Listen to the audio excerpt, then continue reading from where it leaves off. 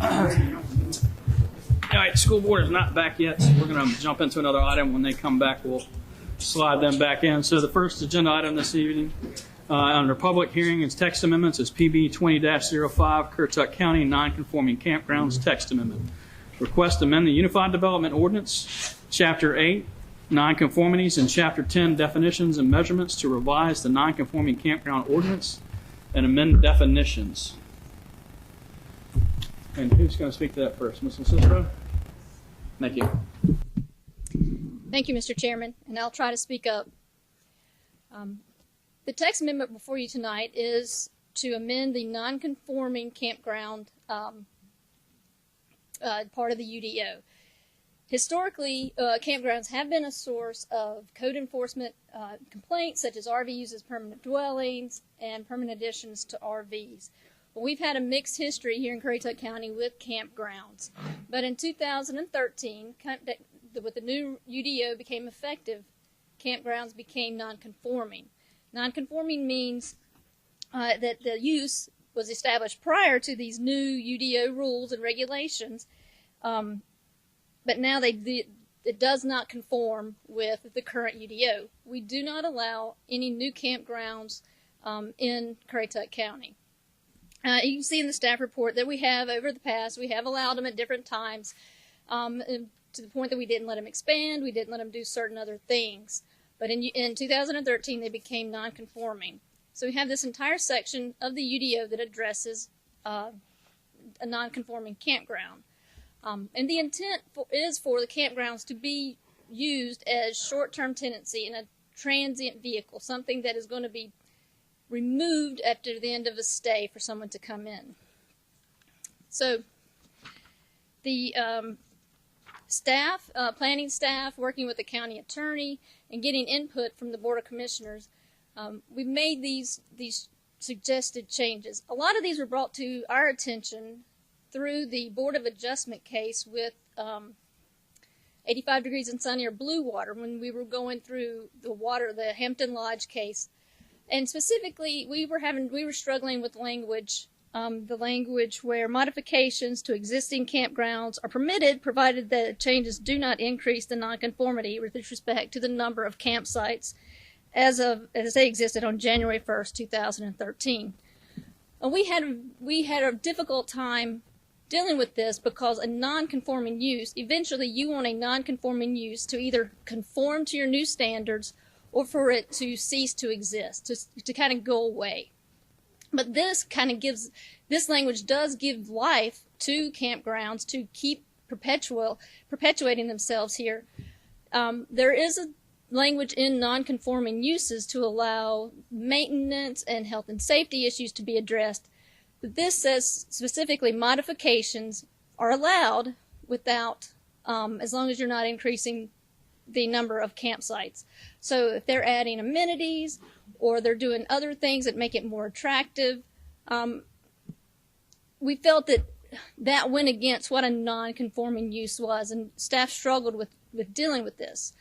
So like I said, working with the county attorney, staff came up with this language to address some non-conforming issues. So you see in the Non-Conforming Campgrounds General Standard 2, we say instead of campers, we say recreational vehicles or tents. We change that language. May not be modified in any manner that would render the recreational vehicle or tent non-transportable. That's the change we're adding there. And I forgot to explain this, but in this language you see the highlighted language. The highlighted language is language that staff is suggesting that we don't make effective until 120 days to allow the campgrounds to come into compliance with this new language. So the highlighted language, there's a longer effective date. The other language would become effective whenever the Board of Commissioners acts on it. Number 3, no recreational vehicle or tent shall remain on a campsite or in a campground or campground subdivision for a period of more than 60 days per calendar year. And this specifically addresses an issue that we've had with having permanent residents live in campgrounds. in the county. So it was 90 days, and then we've reduced it down to 60 in a calendar year. Ms. LaCicero, Yes. what's the magic number from going to 60 to 90? Does 90 make them a resident or something? Is there any magical thing that happens to somebody that rents for the summer? No, there's no magical number that becomes that they become a resident. Not from 60 to 90. We just reduced that time in case to make it more transient. And we've had a lot of people.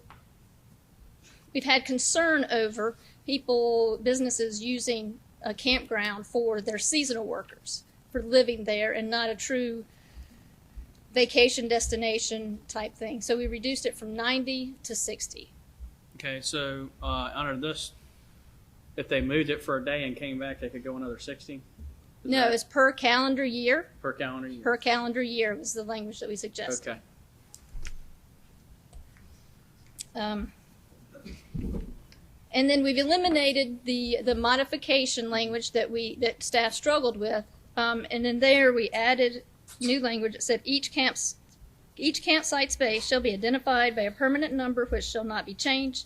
The appropriate number of each campsite space shall be permanent and visibly displayed on each space. Each number shall be placed on a concrete, wood, metal, or any permanent post or object and conspicuously located on a slot. Number 6 is new language as well. Every campground owner or operator shall maintain an accurate register containing a record of all occupants in the campground.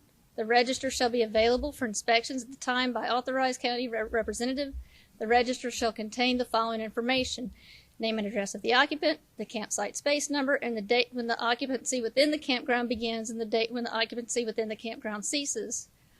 And number 7, storage areas for unoccupied recreational vehicles or unoccupied tents are prohibited. So we're eliminating any possibility of storing RVs or anything else on site at a campground, because we've had issues with that. And for existing campgrounds, we've cleaned up the language for in number 2 that recreational vehicles are tents, because we are going to address that through a definition change. May not be placed on a permanent or temporary foundation. So campsites. Campsite spaces, we're adding the spaces that specifically call out campsite spaces, may have a wooden platform not to exceed 100 square feet. And we're also adding number 5, only recreational vehicles or tents may be placed on a campsite space. So what's going to be placed on the campsite in a campground has to meet our definition of a recreational vehicle or a tent. So there's the only things that we would allow to be placed on a campsite in a campground. So in this, we're also suggesting changes to the definitions. And under camper, we're eliminating that definition, and we're going to say see recreational vehicle. And the campground definition, we're adding recreation of vehicle or tents, and we're eliminating camping units.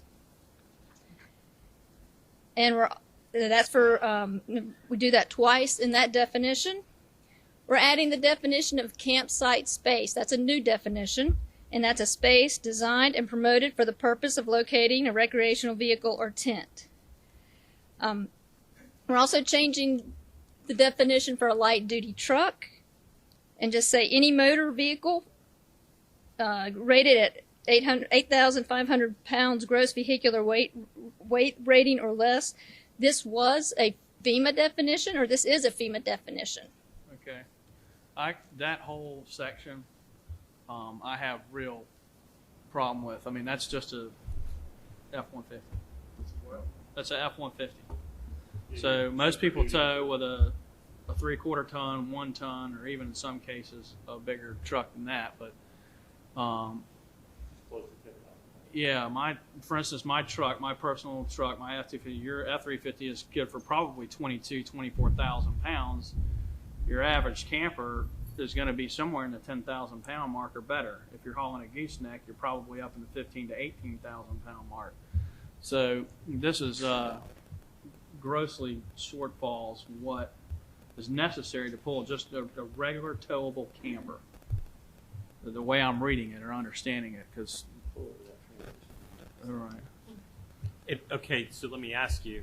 They got Is the light built on a 450 chassis? You can't talk on this So one, so. let me ask you, is this just the definition of a light-duty truck that's addressed here, not a limitation as to what can haul a recreational vehicle? Well, we cite a recreational, and within recreational vehicle, we cite how, let me get to that. Because I agree with you, Yeah, well, and but if that's just the definition of a light truck, there may be they may something use missing. the term light-duty truck, in which case that's I mean, if you're driving but yours says a Super Class Duty C, like if you're mine driving a does. Class C camper, what's on a E350 or Right. E4050 chassis, It they're way over this rating, and that's It just a just regular depends on motor. how light-duty truck is used in the Right. text. Right, and so the point is, if it doesn't encompass, why do we, other than pulling in with an 18 tractor for an 18-wheeler, what do we care that Yep. tows the vehicle or? And this, just to come back, this is a definition for FEMA, and where they, well, it was originally, and I'm going to get Jenny up here to help me with this. This did come out of what was allowed in a floodplain, flood area. So it's a true transient. It's in with a light duty pickup truck, and it's out. So it's nothing that could in any way be considered permanent. So this Doesn't make sense. And I wouldn't look to FEMA for a definition of light duty truck, and I'm just having some other stuff, but this particular thing for me makes no sense. Well, why would unless- we define a truck for bringing Unless a a camper Super in? Duty is also called out as a definition. Well, it is a light duty truck, okay, but under the vehicle that. weighting and ratings, it's wrong. So Yeah. medium duty, you're going up to like a 550 1.5 ton truck, or 450, but usually 550 you get into 19.5, 22-inch wheels, that kind of stuff. So this is I just question the source and what its intent is here. I'm having a hard time understanding it. So for FEMA, for regulating RVs placed in special flood hazard areas, which we're required to regulate, they define a recreational vehicle as having to either be self-propelled or permanently towable by a light-duty truck. So if it's an RV and it's in the special flood hazard zone, then it has to be able to be pulled by a light-duty truck. It has to be able to be pulled by a light-duty truck. So At a minimum? Is this This this is reading like a max? well, I mean, you can pull it with whatever truck, but it has to be able to be pulled by this type of So vehicle. this is the minimum, then, but this is the minimum rate of the truck. For FEMA's definition. So then you get pull with it. Then it probably needs to reflect Yeah, it doesn't say. that minimum. language that at a minimum, right? Because it's very misleading right now, the way it's written to me to read it. I think, Mr. Chairman, if I can, I think as we get into the definition of recreational vehicle, there's a way to address that concern pretty easily by adding the words "at a minimum" there. But if we get into that, I think it'll make more sense. Okay. Yeah, but Why is it here? and I don't know if this is parsed differently, but if you're towing a pop-up, you can tow that in Bob's, Volkswagen Beetle. If Bob had a Volkswagen Beetle. So if this is set as a minimum required vehicle to haul a recreational vehicle with what is a pop-up camper would consist of, then it doesn't meet the minimum requirements, and yet it's more than capable. I've seen Jeeps towing these I- R-Pods. Well, let's, I guess let's go further into it, but this just completely is befuddling me at the moment. Why we have this language? Midnight. So, eliminating the travel trailer definition to go back to cite recreational vehicle, and then here's the meat of it: the recreational vehicle definition. We're modifying that to read a vehicle built on a single chassis, 400 square feet or less, when measured at the largest horizontal projection, designed to be self-propelled or permanently towable by a light-duty truck, designed primarily not for use as a permanent dwelling, but as a temporary living quarters for recreational, camping, travel, or seasonal use, fully licensed and ready for highway use, that does not exceed 8.5 feet in width in transport mode, and of a size and weight that does not require a special highway movement permit when towed by a motorized vehicle. Recreational vehicles shall not have any permanent hard wiring, plumbing, or mechanical connection. The term recreational vehicle does not include a manufactured home. Where did this language come from? This is language that staff has cobbled together from several different definitions. Like other localities or just stuff out there? A little bit of both, from other localities, from general statutes, from recreational. The first 4 or 5 parts of that are directly from FEMA's definition of recreational vehicle. And then we've added some additional language to clarify that it can't require a special highway movement permit and the maximum width in transport mode. So those kind of go together because 8.5 is the max width in transport mode. Right. And And that part I get. I just don't get why we're defining what you tow it with. Because I've seen Grand Cherokees towing, and they're not a truck. It's an SUV. So you've excluded them now from towing in a camper, a pop-up, because it's not a truck. The other thing I would throw out is that DOT/the sheriff's department's who enforces Right. if you're an overweight load or your vehicle's not capable of hauling. If it was a light duty truck hauling I know nothing about campers, a mid-sized camper, they'd be over the weight. It'd be a citation for, it wouldn't be allowed to even tow their camper.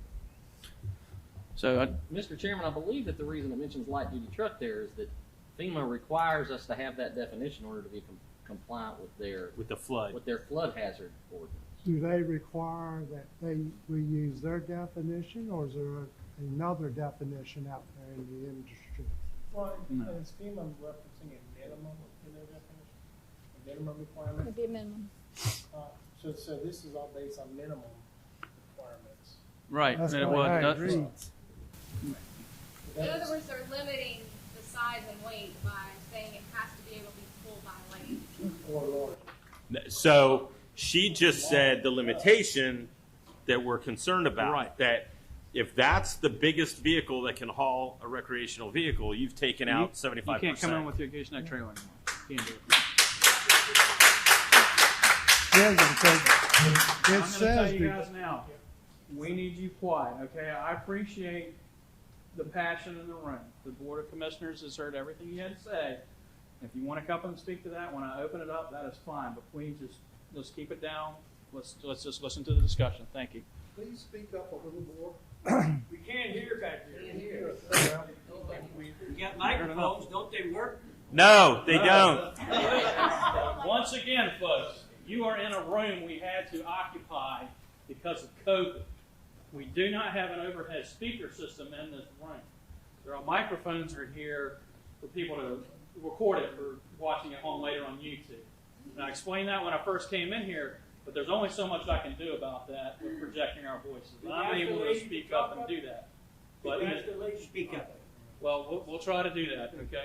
Well, I'll just remind the board, but if they're facing that way, it's going to be very hard for them to hear you. This meeting should be postponed until So, it bothers me, Mr. Chairman. It says the gross vehicle weight rating or less, and they say 8,500 pounds, and you're right. An F-250 weighs over 8,500 pounds. yeah, mine's 8,000 pounds sitting there empty. Okay, so then the question is, are we required to comply with FEMA because of flood? We have to have a FEMA compliant definition. But if I can jump in, that section only has to apply in flood hazard areas. Special flood hazard areas. Okay. Which you mean is like ones most that of are our next to county. the water? You mean like those? Like code. Oh, that narrows it down. But but the issue is that if you don't do that, it puts flood insurance for the entire county at risk. So what you're saying is this definition is just for campsites and flood? No, this is for everywhere right now. But if you wanted to address the light duty truck portion, the recommendation potentially is that you take the first section and put some language in there about that, this part of the definition applies to the flood hazard area. How do you stand camp on Hatteras? I'm missing something here. Because they're part of a flood hazard area, right? I mean, Is that under federal jurisdiction? yeah. So it might. They probably don't have any structures in their jurisdiction that have to have flood insurance. Well, who holds the flood insurance? The camper? No, The what campground? he's saying is the whole county's flood insurance is at risk because we have a non. So if we In other went- words, if we have to 8,000, comply we with wouldn't be in FEMA here. compliance. Okay. I think what it's trying to say is if you went with 9,000, it wouldn't be in compliance. I But think that's- 8,000 would be in compliance? You could make it more strict. FEMA will let you make it more strict, not less strict. I mean, I'm talking about the Gross. 6,000 pounds. Yeah. So But if you went 9,000 gross vehicle weight rating and 8,000 or less for basic, wouldn't be in compliance. you went less. If you went less, you would be in compliance. But So if you here, went let me- more, you wouldn't be. Right. Let me. wrong I'm here. going to Something's try to way summarize wrong. it a little bit, and I'll look to the planning staff to tell me if I'm getting way off base. Right. The point of this is so that if you have of this little section, the reason that FEMA requires it is that if you have a camper in a flood hazard area, they want it to be able to be easy Yes. to get it in and out. So they want small campers. So that is why they say a light duty truck. They don't want you to have to wait on a heavier duty truck to show up in order to move that camper. So that's part of the challenge of having a unified development ordinance, which is what we have, is that the flood ordinance is mixed in with other stuff. And this isn't the only place where these kinds of things occur. I think we talked about one in the last 3 or 4 months where it popped up. So all campsites in the state of North Carolina have to comply by that? No, Just ones in the flood hazard Well, area. okay, in the state of flood. So coastal areas. I don't know if that's the case with the flood hazard maps. I think we probably have campsites that aren't in special flood hazard areas. Is that correct? Yeah. Yes. Well, that language doesn't specify. You have to Majority look at- it doesn't specify. So that applies to the entire county by that definition. Okay. Second to the last sentence. Recreation should have no permanent external, you mean external wiring, is that correct? Hookups, is that what your intent was? Well, we don't want them to. We want them to have hookups, a traditional hookup like you would, Yes, and but not no permanent external hookup, right. that's what you, okay. because So not have internal any it has permanent- wiring and Yeah, plumbing. because they do have internal It's in the permanent walls. wiring and plumbing internally. Okay. So we need to add external.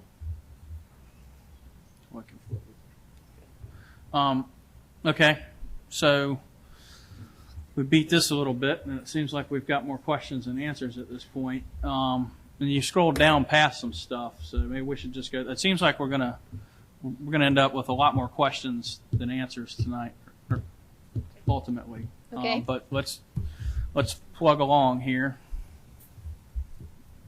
So, Well, what was before? You scrolled down when we jumped from light duty.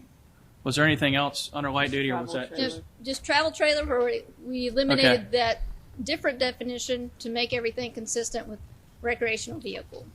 Okay. Did that with travel trailer and camper. Or was there another one? No, then in recreational vehicle, we came up with a new definition. And if you look just below there, you'll see the language that's got the strike through is what was incorporated into the top, which is where the light duty truck part comes in. So ballpark, a 400 square foot towable recreational vehicle at 8.5 feet wide is it's over 40 feet long, 47 47. Well, yeah. on a light duty truck.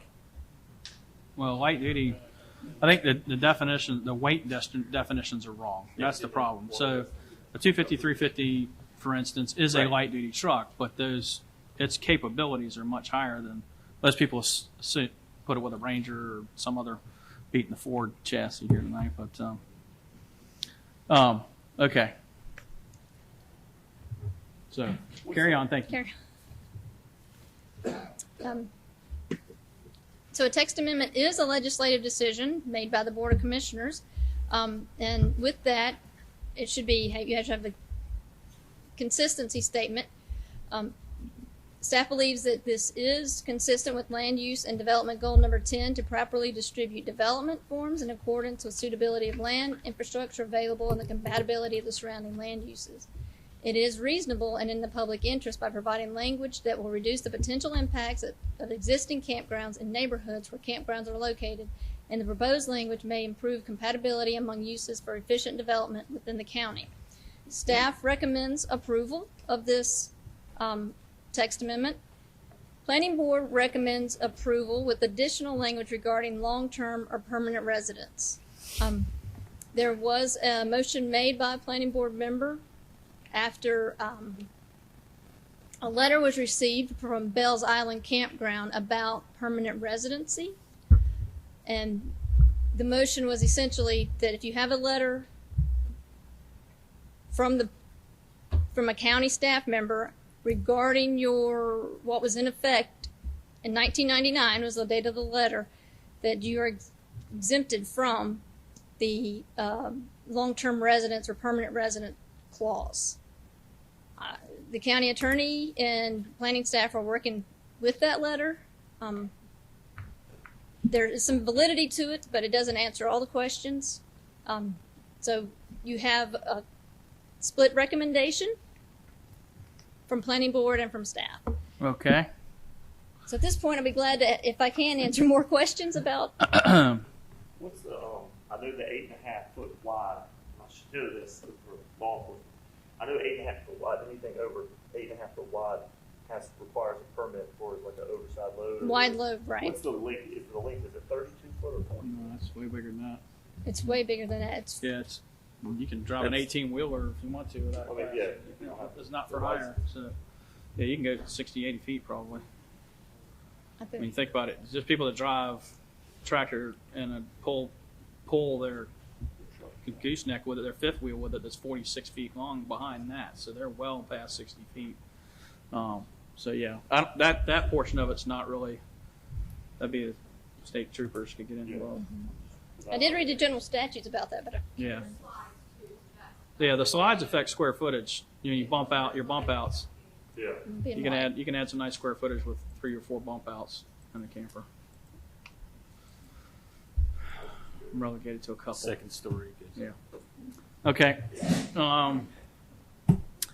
Any more questions that we can beat Ms. LoCicero up on? All right. Thank you very much. Okay.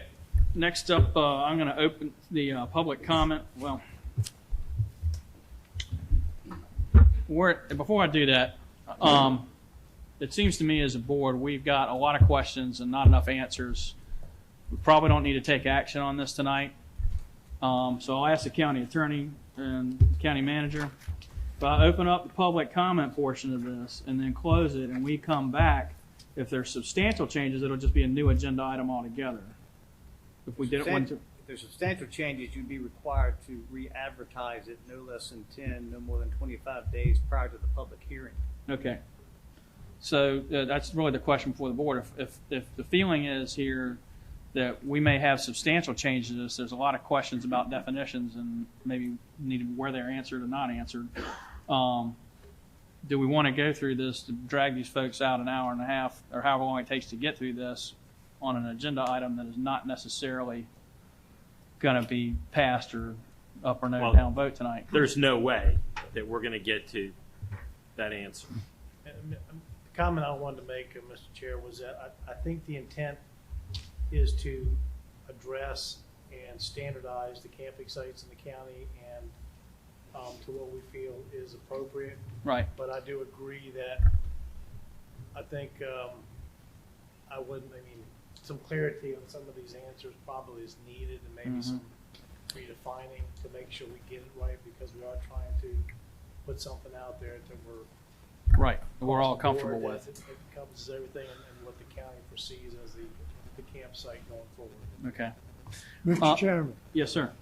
I would suggest we have the public hearing, continue it after we hear what people have to say, because we might pick up some that- ideas from what they have to say tonight. That was my next thought, was that exact action. So, okay. Okay. All right. Well, at this point in time, then I will open up the public comment. I'll ask you guys to please forgive me if I get your name wrong. Some people's handwriting is better than others, so just bear with me a little bit. First person we have to sign up tonight is Greg Lensmeyer.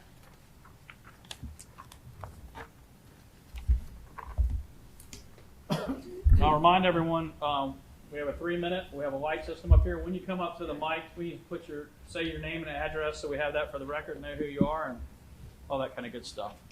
Thanks, sir. Good evening. My name is Greg Lensmeyer. I represent the Outer Banks West KOA and Blue Water Development. I appreciate being heard here this evening. In addition to a lot of things that are packed into these amendment changes, one thing that I feel is important for the board to understand, as well as the folks who live along Water Lily Road, to keep it short, we have about 100 campsites in the campground currently dedicated to seasonal camping. So those are folks who come in April 1st to November 30, and different types of rental units. With these text amendments, it could put us in a position where we're not able to operate under those normal circumstances, in which case those sites would then go into the regular transient inventory, which ultimately would end up being a lot more RV traffic up and down Water Lily Road. We've made a lot of efforts to try and assist and help with our neighbors who I know have legitimate concern about some of the traffic up and down the road, adding more rental units, extending the number of seasonal sites that we have. Under no circumstances are we a year-round operation, and we don't want to have any residential units inside of our campground. We're a seasonal business, April 1st to November 30, and I just think it's important that the board understands that these text amendments do have ultimate operational consequence for our business, and that they're impeding some level of our business. But to our neighbors on Water Lily Road, putting us in a position where we can't have seasonals, we can't have folks there for only outside of a limited number of days, and not have any rental units occupy spaces is only going to add more transient RV traffic up and down that road. And when you talk about 100 sites, that's 100 one-way trips, 200 one-way trips every week of folks coming in and folks going out.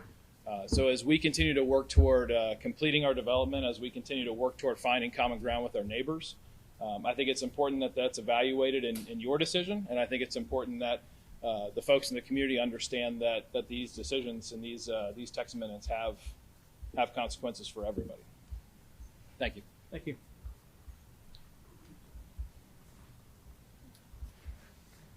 All right, Jim Beerley?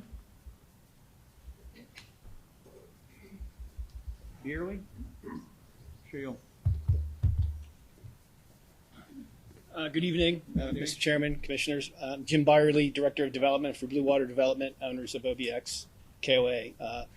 I think I heard back there, and I'm not sure, that it sounds like we're hitting the pause button, hopefully, to take a little more time to look at maybe the non-intended consequences of these text amendments.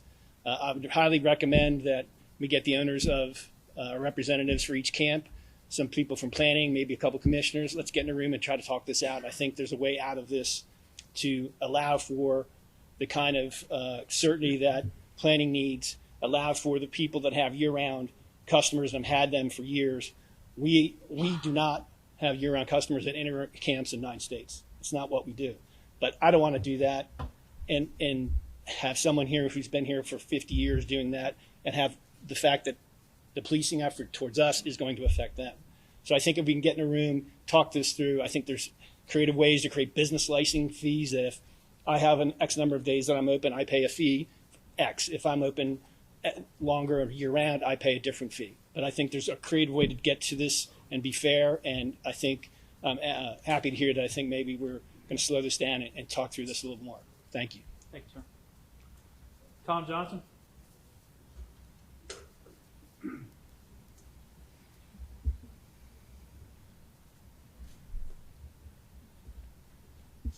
Good evening. My name is Tom Johnson. I'm with the law firm of Williams Mullen at 301 Fayetteville Street, Suite 1700 in Raleigh, and I represent 85 and Sunny, the operator of the Outer Banks West Campground.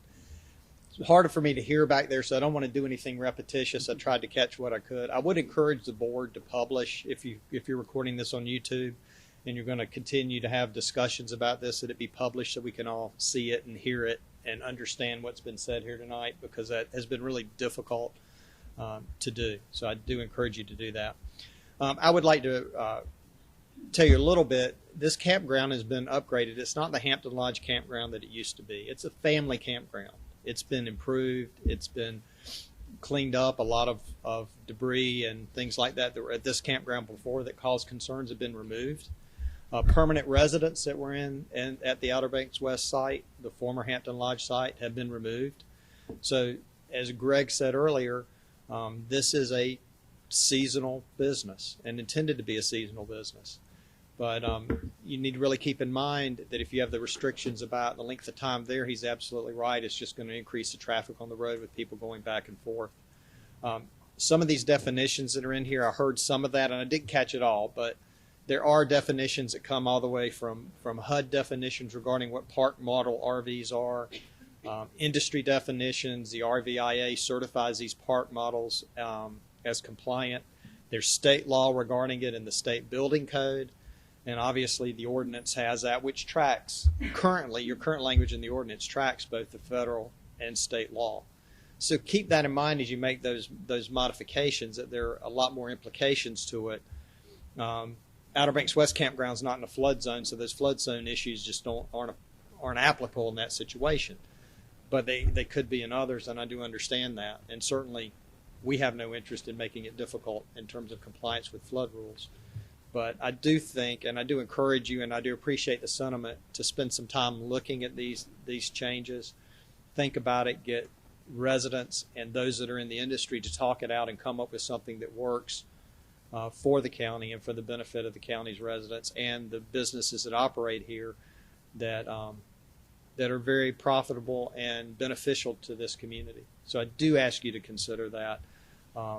We're not after trying to have a disagreement about this. We want to make it work, and we want to find a way to make it work. So thank you very much. Thank you, sir.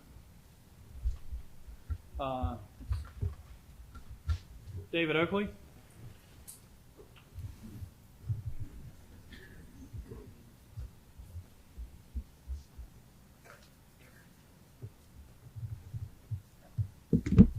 Good evening. My name is David Oakley with the law firm of Poolbrook Plumley at 4705 Columbus Street in Virginia Beach, Virginia. And thank you for giving me this opportunity to speak tonight. I represent the owners of the Sandy Point Resort and Campground on Knott's Island.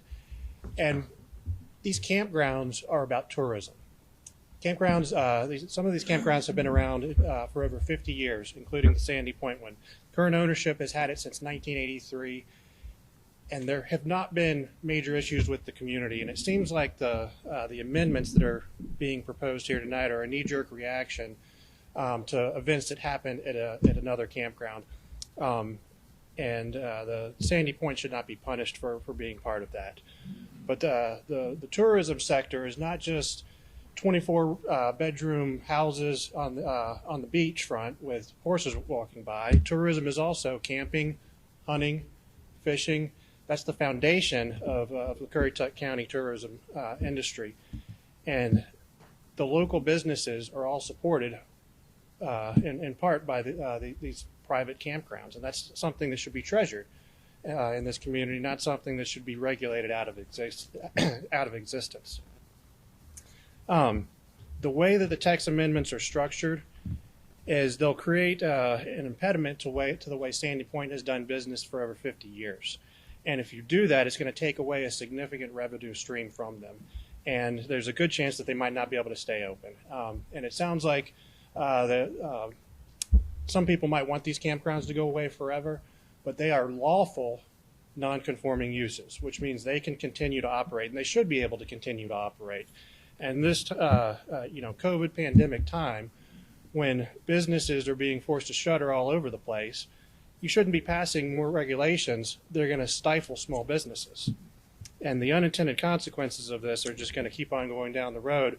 If people are coming down here to fish at the campgrounds, they're not going to buy bait from the local stores anymore. They're not going to buy supplies from the local stores anymore, and that's going to hurt everybody. It appears that the change from 90 to 60 days, that reduction, to me it appears arbitrary. And most importantly, Sandy Point, I don't know if the other campgrounds were consulted when this legislation was drafted, but Sandy Point was not.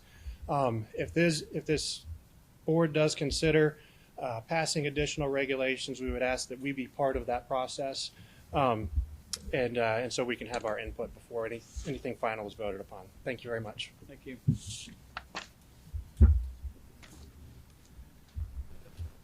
All right. I have Jim and Del Pringle signed up to speak this evening. Okay, thank you, sir.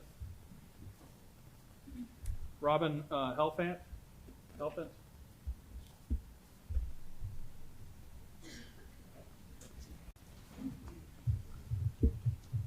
Hi, everybody. My name is Robin Helfant, and I am the general manager of Outer Banks West KOA. And managers at campgrounds always have big mouths, so I hope you all can hear me. So I appreciate that everybody is here talking about this campground. And the reason why is because I don't want people living in my campground. I don't want crime. I don't want drugs. I don't want homeless people living in this campground. But what I do want is I do want campers that are going to come to Currituck County and spend their money going to Coinjock Marina, Currituck Barbecue, all the places here on the mainland where the folks on the other side aren't going to come necessarily and spend their time and money. Bring them to our campground. I'm sorry about the Water Lily Road. If I could fix and I could stop all the campers going off the road, I would. But I can't do that specifically. But what I can do is everyone... Ma'am, you got to talk to the mic. The mic doesn't work. Yes, it does. Oh, it does. Oh, I'm sorry. Sorry, I was speaking to the Water Lilies. So what I can do is every reservation that we have has a respect our neighbors and go 25. Our flyers that we give out every single day to every customer that comes in says, respect our neighbors. We have feather flags coming in so we can put up that say, respect our neighbors, go 25. So we do care about our neighbors. But here's what happens when you say you have to leave and cannot come back for 60 days. Your traveling nurses will not come to Currituck County. Okay? Folks that are building houses in Currituck County cannot stay in our campground in their campers while they're waiting for their house to be built. You have a bridge that's going across the Sound. When it happens, it's been approved. When you get the money, when COVID's done, it's going across. Who's going to build your bridge and where are they going to be housed? Because I've been doing this for a long time. This is 15 years managing a campground. And this is my 4th. And I deal with a lot of contractors that do the pipeline, that come in and build bridges, the welders that come in. They stay for 3 months. They stay for 4 months. They build your bridge, and then they leave. And you need a manager that is going to manage that campground, keep it beautiful, be good for the neighbors, and generate money for this county. And that's what we're going to do. We're going to generate money for this county. And if you don't think that it's been hostile for me, my staff, and my guests, it has been very hostile. And here I am standing here today smiling at all of you as a campground manager saying, come into my campground and look and see what we have to offer before you take the vote. Before you change all of the verbiage, just come and do your research. Table it and see what we're about. If you don't want folks to live in a campground, that's fine. But we're not open year round. We don't want people to live in our campground. I going to cut you off there. We got Yep, a lot of I'm people done. signed up. So Thank you very you. much. We appreciate it. All right, Mr. Josh Bass.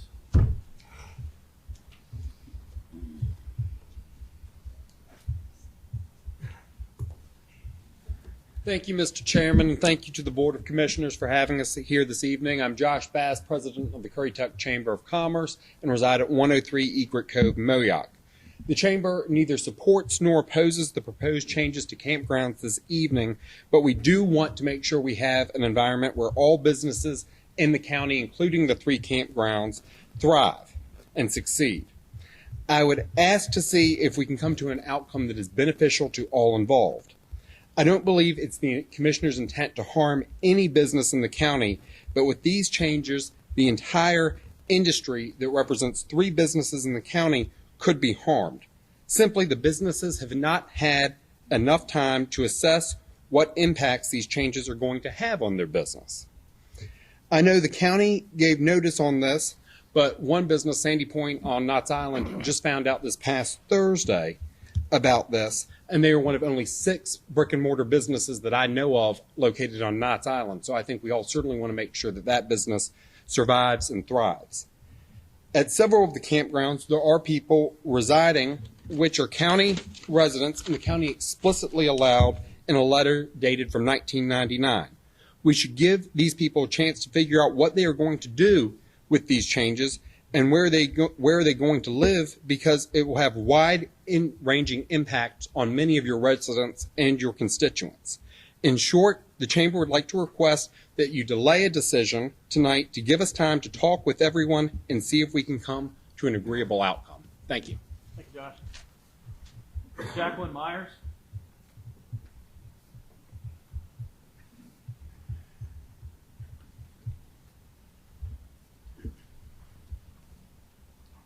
Good evening. Thank you for allowing me to speak.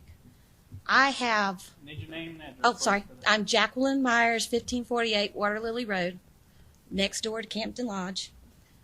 My grandmother bought the property in '66, and literally Hampton Lodge and I have grown up together. And around '67, when I was born, my grandmother signed a waiver for part of her property to form the road to go into the campground. I know this history very well. I have been very supportive of it. I will not lie, because there has never been a time that I haven't called on my neighbor that we didn't get some form of assistance, whether it was from me, my mother, my father, or my brothers. Literally, I have seen the good, the bad, and the ugly of growing up there. What I read of these modifications and text amendments, to me, will impair and impede their right to have a successful business. It has been there for 53 years. Yes, time has changed, but going across country with my ex-husband in the Coast Guard, we pulled a pop-up trailer with a small Explorer, and we ruined our transmission. The size of trailers now have become almost homes. They are huge. I understand that. But 3 years ago, when the state resurfaced Water Lily Road, they were supposed to expand that road as well so that at least an ambulance and a school bus could go down one side without having the car on the other side pull over to allow them to go through it. That is not on the campground. That is on the state. They did that. That is part of the reason that the campers at this time are going into people's yards. I pull over. And literally it's only about 10 to 20% of the people still living on Church's Island are still there. People have put things right on the edge of the road where I, with a Pathfinder, a small SUV, could hit things. But unfortunately, one person hit it with the back end of a trailer. If you're pulling a trailer with a truck, it's not very easy. I've pulled a car moving down from Atlantic City. I know. But that person went over the line and trespassed on my mother's yard, harassing the truck and the trailer that might have hit that object that was on the edge of their road or edge of their property. I've seen when Miss Robbins said something about being harassed, on my way home from work, weekend of Memorial Day, there was a cop, radar detector. People were standing in the yard, hurraying and hollering and hooping around, acting like fools, because somebody actually got a speeding ticket. It's 25 miles an hour down there now. When I was growing up, it was 35, 45 miles an hour. And that's all we hear about is 25 miles an hour. Well, some vehicles can't even go that far that fast on your oh God, I can't think of the word. Take a breath. Yeah, take a breath. I got a little excited. With setting your speed. I got to cut you off. I know, but please, I really think that some of these text amendments need to be literally rethought and be friendly to the businesses, because they're going to help other businesses in the area. Thank you. Very much. Appreciate it. Jacqueline Myers, that was you. Sorry. Greg Payne.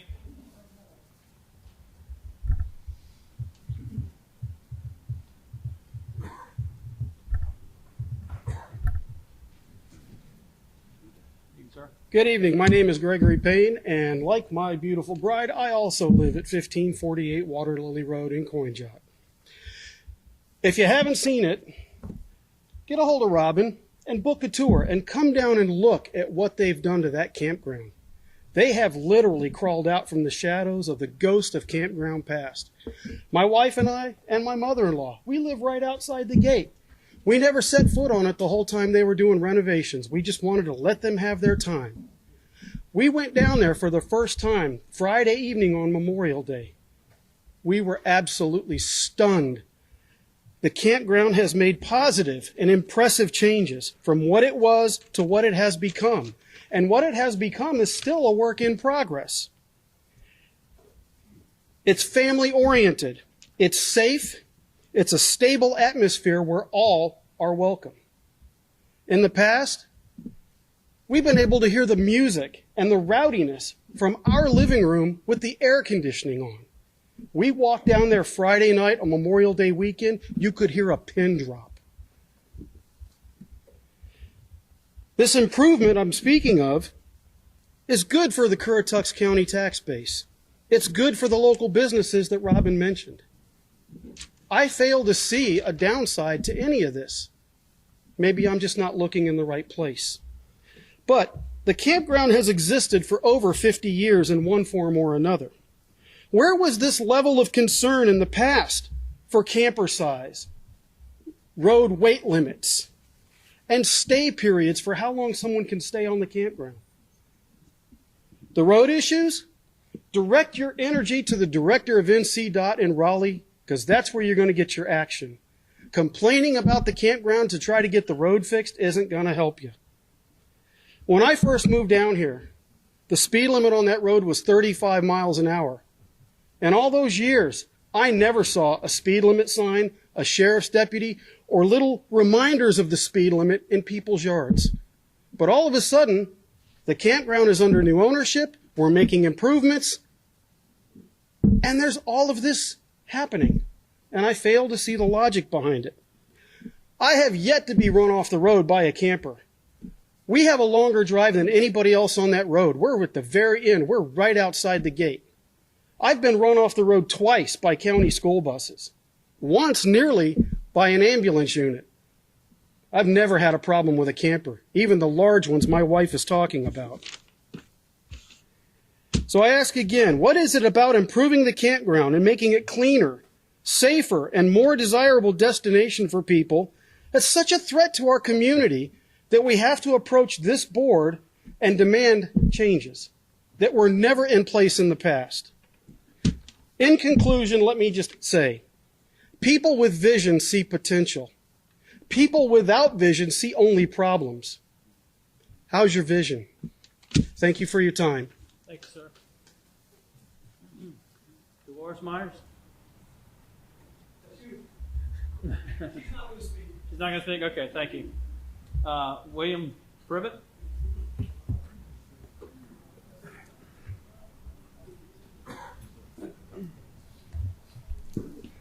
My name is Bill Privet. I live at 107 Baggy Davis Lane, Currituck, North Carolina. Been a resident of Currituck County for just 72 years the other day. Myself, my wife Judy, my brother-in-law Paul, and his wife Angie operate Bells Island Campground on Bells Island. Our campground has been in operation for 57 years. This July, I won't tell a lie, it's 57 years this July. I know you've heard a lot of things here. What I say, I think, it looks like I'm going to be the victim, the biggest victim here based on what I've heard. However, I will say this. In 2013, when our zoning was ripped out from under us, that's where the problem is for me. That's where the problem is for KOA, and I'm not their advocate, but I'm not their enemy. And the problem is for Sandy Point. Under the cloak of darkness and a veil of secrecy, that zoning from 72 was ripped right out from under us. That's where the problem is. Not that we got a problem today. I know there's maybe a problem with traffic for folks, but here what we're talking about is campgrounds in general. You took the zoning, now you made us non-conforming. I learned about this thing. I wanted to put in a little boat ramp, a little small ramp, right across from Kevin's dad. I got 700 and some feet of sound front. I got a ramp there, but I wanted to put a new ramp in and repair that ramp. Planning and zoning says you can't put a ramp in because you're non-conforming. I said, do what? I'm our zoning. Oh no, we took that away in 2013. Didn't you know that? What's right, what's wrong, what's legal?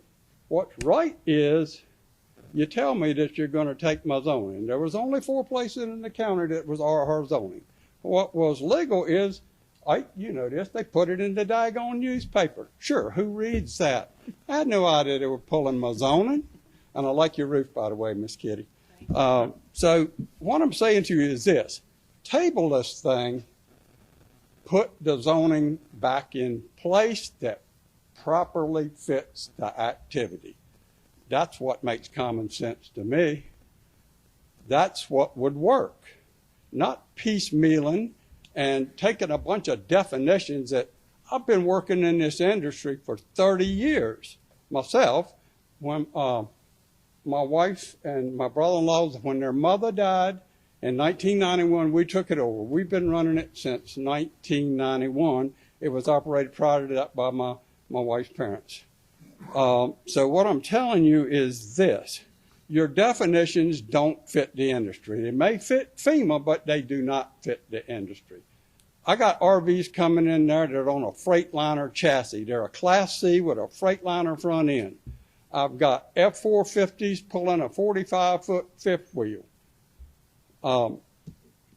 Chairman, can I defer my wife's time back to me? Yep. Judy Privet. I believe we can do that, right? Let me ask the county attorney. I think we might have changed that at some point. Well, I mean, it's up to the board how you want to handle. You guys okay with that? Your public hearing. Okay. Typically, you've done it both ways in the past. I'll put it that way. Okay. All right.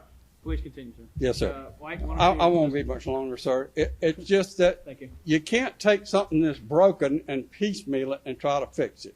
Put the zoning back in place. If you look at my website, you'll find on my attractions page, I showcase every local business in this county. You'll find it. It's a hyperlink right straight to them. I sent several people to Corn Drop Marina today, yesterday to the Morris Farm. I always try to help local business here in Currituck. Let me tell you something. In 1994, my son and I were on television with Harry Smith out of CBS News in New York. I talked to Harry Smith when he came down and met with us and did some filming. The crew came down with a satellite truck. The first thing that came out on that video that morning in 1994 was they had a shot of a sunrise coming up over the south end of Bells Island from my duck blind. And what they said was, it's sunrises like this that makes Currituck County a haven for bird hunters. Currituck means land of the wild goose. I told them to say that. I asked them to say that. I was proud of this county.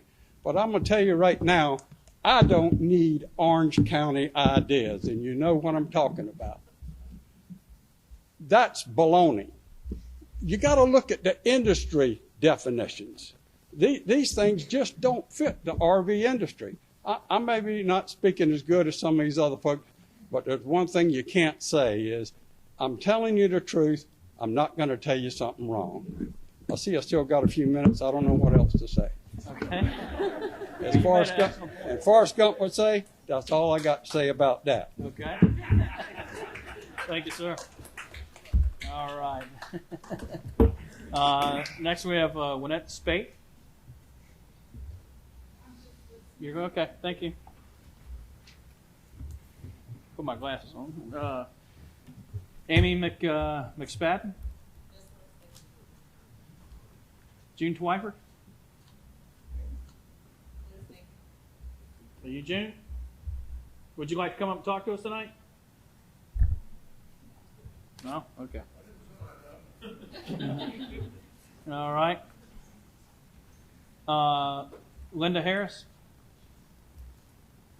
We have a Linda Harris here. Lindy.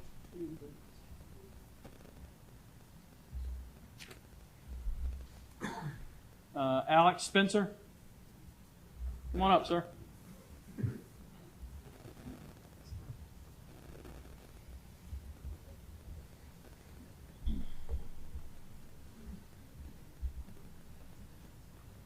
My name is William Spencer. I live at 978 Water Lily Road in Coin Jock.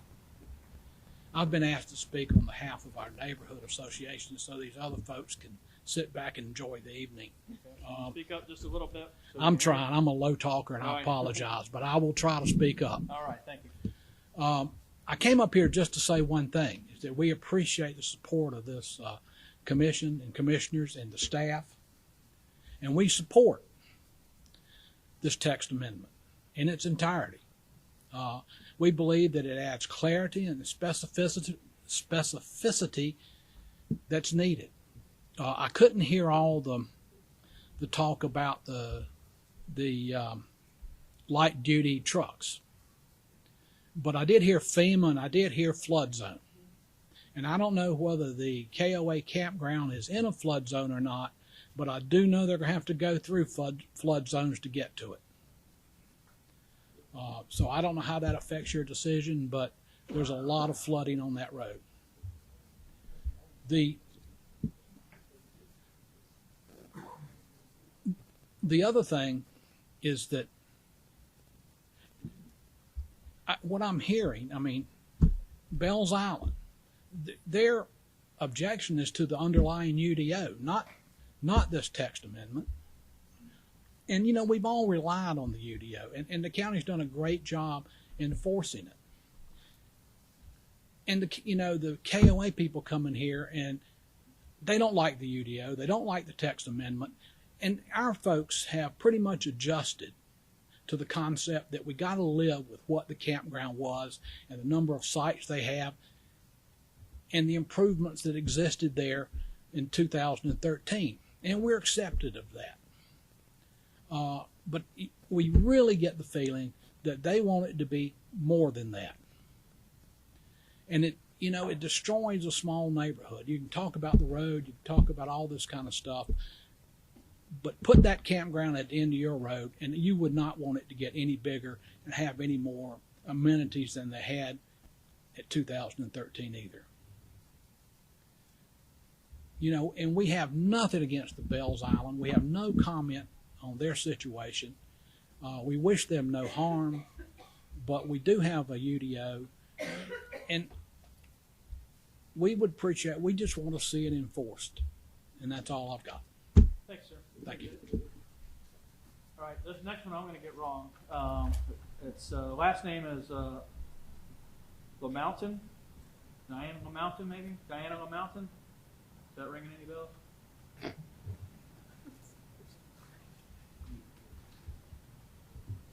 Mama? Okay, we got one. Good evening. I apologize if I got your name wrong. That's okay. I am Diana Snowden LaMountain. I live at 1055 Water Lily Road.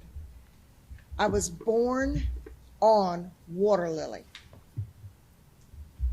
We just moved back, built our home on Water Lily. I remember when my dad, when they originally, the guy bought the land down there to make a campground out of it. That generation should have fought it then. They didn't know what they were in for. These campers that come on now are huge. I had to stop my vehicle and pray they didn't take the mirror off to keep from driving over into my neighbor's yard, the Joneses' yard. Those curves are treacherous. Water Lily was never intended to be a commercial campground. Water Lily is a quiet little fishing community. And those of us that have invested in a home, we pay taxes in this county. We are citizens here. It's not like a bunch of campers that come in on a weekend and they're all over everywhere like ants. I disagree with the Myers. When they come around that curve where I live, they've been through all those curves, they crank her out. And they just wide open because it's a straight stretch through there. We've had to put a temporary fence until we can get the rest of it up to keep them from parking on the bankhead on our property. The Twyfords, Roland Twyford, and my dad were the only ones that did not sign over our rights to the highway department years and years ago. I own that property. It's deeded to me, even though it's not much on that side of the road.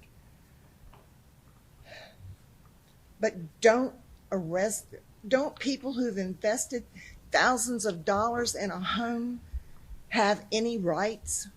That's how I feel about it. These campers are not the same size as they were 50 years ago. These things are huge. And these big trucks, the dualies pull them in. Some of them are huge. And the Class A's, they need wide load on them.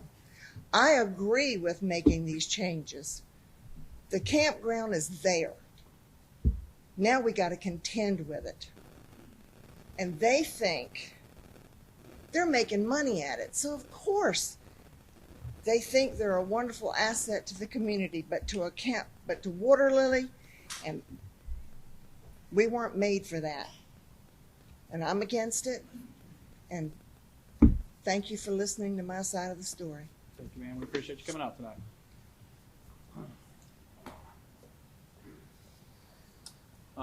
Roxy Darling.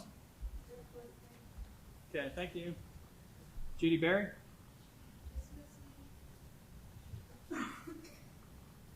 Alex Gambinski, maybe? Gambini? Gambisi? Okay, thank you. How off was I on that? Way off. Okay. All right. How about Zach Hamilton?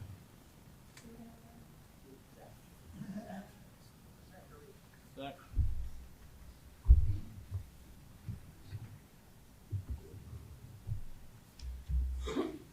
Evening, everyone. My name is Sue Hamilton, 4845 Frostburg Lane, Virginia Beach, Virginia. Not used to talking like this, but I got to get this out. I am here on behalf of Sandy Point Campground. In 1989, my family came up from Charleston, South Carolina, looking for a mobile home park. We found Sandy Point, and we loved it because it was in the country, and it was a family-oriented mobile home park. We left the mobile home park in 1993, bought our house in Virginia Beach, but continued to come camping at Sandy Point at least 4 or 5 times a year until in 2016 we came across the opportunity to buy a camper in the campground, and we couldn't pass it up. We had to jump on it. We camp every weekend. We have family, extended family, that we wouldn't know what we would do without them. Janice, the owner of Sandy Point, she's like a sister to me. I've known her since 1989. To take that away from us would just be devastating to my family and to a lot of the other families that not live, but stay for the weekends at Sandy Point. I just don't understand why you people are trying to take away our happiness and our camaraderie and our family. Thank you very much. Thank you. Anybody want to take a break, or we want to keep going? We got a lot to go through the names. Let's get through the public comment. Okay. All right. Brandon Kordak. Thank you. Janice Victoria. We have Ann and Charles Townsend signed up. Okay, thank you. Kara Kordak. Okay.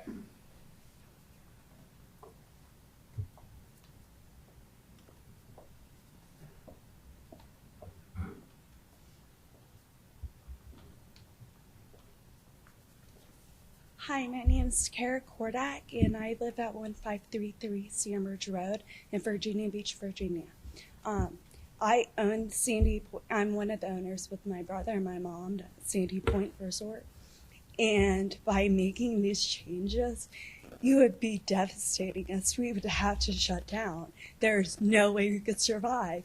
And we've had this as a third generation family business we've had since 1983. And I went to school for accounting. I can't do that because I was in a car accident almost 4 years ago and suffered a severe diffuse accidental injury, which over 90% of people with that injury don't even come out of a coma. And those that do are severely disabled. So it's a blessing that I'm even here. But do not do this. Like, you would be taking away my family's legacy and somewhere that I can actually work. Because I can't go back to what I went to school for. So, please take that into consideration.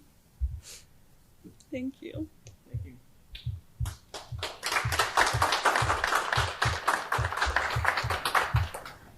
All right, Billy and Darcy Edwards.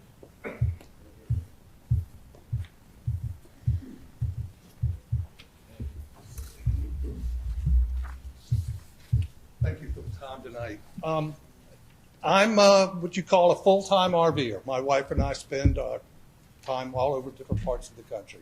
We're from Virginia Beach. My wife has camped at Sandy Point for... What's that? Name and address? Name and address. Oh, I'm sorry. Yes, thank you. William Edwards, 900 Donald Way, Virginia Beach, Virginia, 23451. Thank you. Okay, we're full-time RVers. There are almost 1.5 million of us out there now. What we do is we don't go somewhere for 60 days. We go somewhere for a season. We'll pack up and we'll go somewhere else. The millennials now are a growing part of that full-time RVers. It's not just the old guys and 90-year-old guys driving around in their RV anymore. It's really become a large population out there, and I don't want to see Currituck turn their back on this business. It'd be silly. Is there anyone here from the tourism board that knows stuff about, I know a little bit about it. A little bit about it, okay. I mean, I would like to see that partnership there a little bit, just to make sure you're not cutting yourself off at the knees. Because what's going 60 days is nothing. I wouldn't go somewhere for 60 days. That's not long enough. Fuel alone would kill you just moving from place to place, trust me. I've got a 38-foot motorhome, so it burns gas. But please look into this. Buy a camping magazine, read it. Find out what's going on in the camping community, because it is a fast-growing segment. During all this downturn in the economy and all that, they're not affected. They're doing fine. They're doing real good. Is Currituck County going to turn them away? I think that would be kind of silly. So please just get your information together, maybe get with tourism, talk to them, find out how you can turn this thing around and really make it work for everybody. The roads, amen, the state needs to do something with that on all of them. Like our campground, you don't even drive it on a Carolina road to get into it. you get in Carolina once you turn into the campground. So we don't have that problem. But please research it more, maybe table this, bring it back later, and let's get it right. Okay? Thank you. Thanks, sir. All right. Is it E.F. Morgan? E.F. Morgan? Okay. Thanks, sir. Denise Eaton? Dennis Eaton?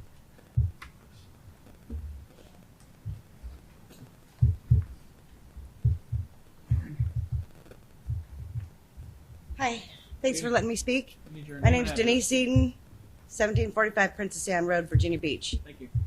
I'm here on behalf of Sandy Point. We have campers there. They stay there. They've been staying there forever. We do not live there. We come down every weekend. We hang out. We are quiet. No, campers aren't going up and down the roads. And if you were to implement these changes for 60 days and then 1 calendar year, that means all the people that have campers there that have been sitting there on forever can't move them. I mean, how are we supposed to pack up and move and then do what? Go to another campground for 60 days? Or it just seems wrong to have such a short time, and when there's nothing, we're not hogging up the roads, we're not ants everywhere. It just seems wrong for you to implement these changes and hurt so many people that don't do anything wrong, and we want to support Janice. You will kill her business, and it's not right. Thank you. Thank you. I have Randy and Linda Davis. I'm just listening. Okay, thank you. All right.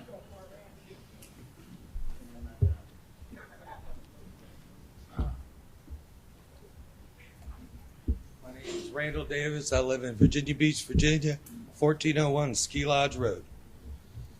Now, a lot of this tech stuff here, they're changing the language, so I have to take my camper and move it. But I pay a lot of money a year to keep that lot because I like it. My kids like it, my grandkids like it. And if you change it like this, that means I'd have to pick it up and move it every time. But that's not the problem. The problem is when you take a text arrangement like that and make everybody that has a camper there this year round, they pay for that lot year round because they want that lot. You're taking away 80% of this woman's business when you enact a law like that. It's just wrong that you can do it. You're trying to dress up the language. Well, dress it up all you want. The bottom line is it says if that goes into effect, every camper in Sandy Point is going to have to move out, period. I go down there year round. I go in there summertime, spring, love it in the winter. It's nice, it gets me away from my house. I come to North Carolina. I spend a lot of money in North Carolina. I spend a lot of money at the campground. I just think it's wrong to have a legislation like that would force all that to move. I mean, I can move my camper with my son's truck. It's an F-150 heavy duty. But, you know, the point is, I like that lot. I pay for that lot. I spend a lot of money for that lot. That's why I do it. I come down all the time, year round, not just seasonal. I come down all the time just to get away and relax. And that would take that away from me and my family and my grandkids. Thank you very much. Thanks, sir. Appreciate it. All right, Jeff Baker.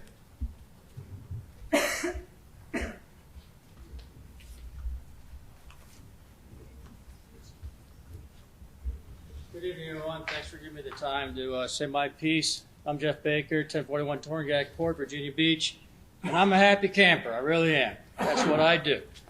However, comma, I have a 40-foot big RV, which is not a little house community type thing.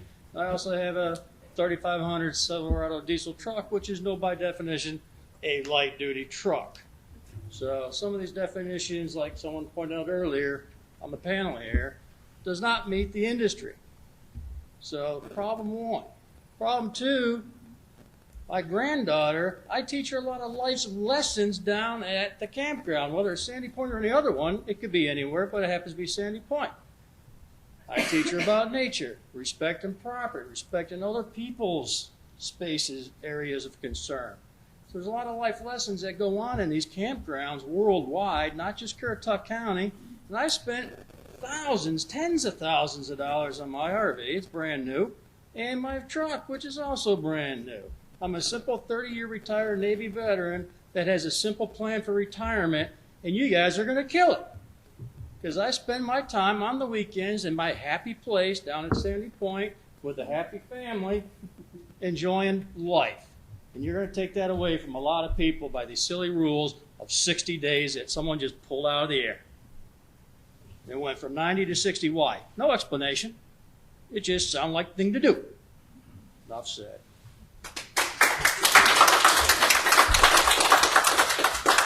All right, we've got about 6 more on the list here. I just want to take a moment to thank everybody here tonight for being respectful of both parties' concerns as we wind this down. And I do appreciate it. We know everybody's passionate about this issue, so just want to take a minute to say thank you for being respectful of each other's opinions tonight.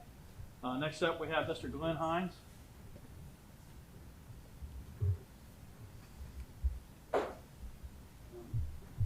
I'm Glenn Hines at 3152 Currituck Highway, Currituck, North Carolina. Lived there since 1976. And if you haven't seen me, you probably eventually call me on the phone. But I get around and I drive all over. Currituck is my home, and I drive all over in Virginia and North Carolina. I mean, compared to our roads versus North Carolina is basically Interstate 95. I drive a big truck.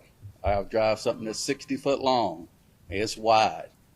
And I worked on probably, to my opinion, one of the most beautiful pieces of property is Hampton Lodge. I didn't have any problems driving down that road. And I went down there every day. I realized that there are people who can't drive, and that's probably what the problem is. They can't drive. Obviously, the road needed to be improved, but, the people up there, I don't think, wanted it, and that's why DOT never done it. But that is not the campground's problem. This ordinance, and I've talked to people on here, this ordinance that y'all created in 2013 is created where we are today. And I know y'all don't want to get sued, and y'all are being sued, and we're back and forth on that, wasting a bunch of money. But it seems like we always knee-jerk reaction to one little item of population, and we create all this ordinance, and we spend thousands of hours with planning and staff to create all this stuff. That's what they've done. They've spent thousands of hours of your time creating these ordinances for a few people. And the time now is to get this stuff, let these people come together and get this stuff straight. I mean, these businesses are family-oriented businesses that want to come to Currituck County. Currituck County is a great place to come to. We don't always got to go down to the beach. And like I said, I went to every one of these campgrounds, and they're great places. That's all I have to say. Thank you, Mr. Hines. All right, Ken Edgar. Okay, thanks, sir. Elsie Morrow. She's coming? All right.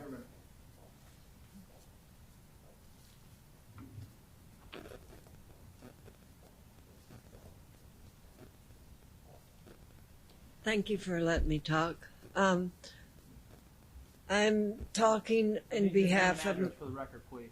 Oh, my name is Elsie Muron, and I live at 133 First View Way, Moyock, North Carolina.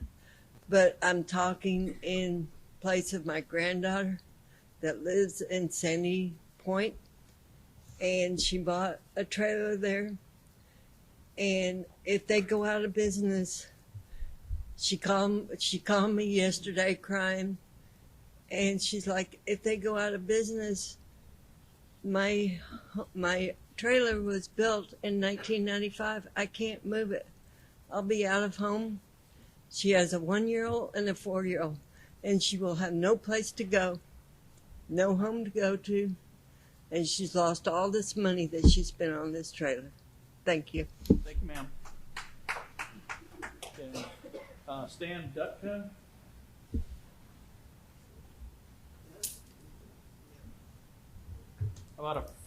Do we have a Stan and Fancy here?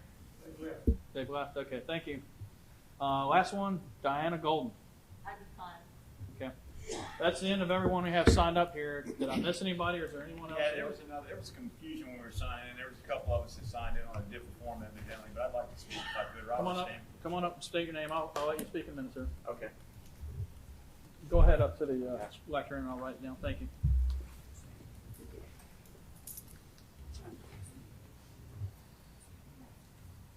My name is Robert Stamey. I live at 118 Gadwell Drive in Currituck.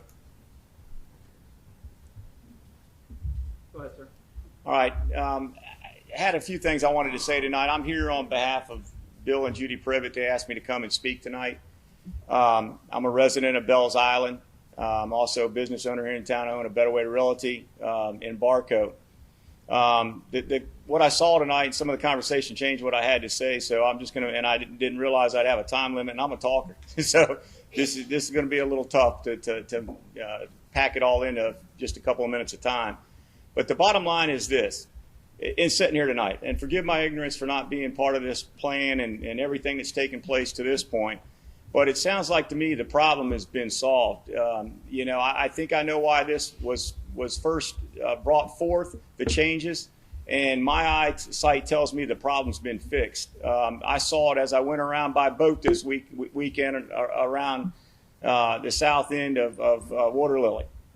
It looks fantastic down there. The situation on Bells Island's never been that problem. Most of the people, including myself, that found out about Bells Island found out through the campground.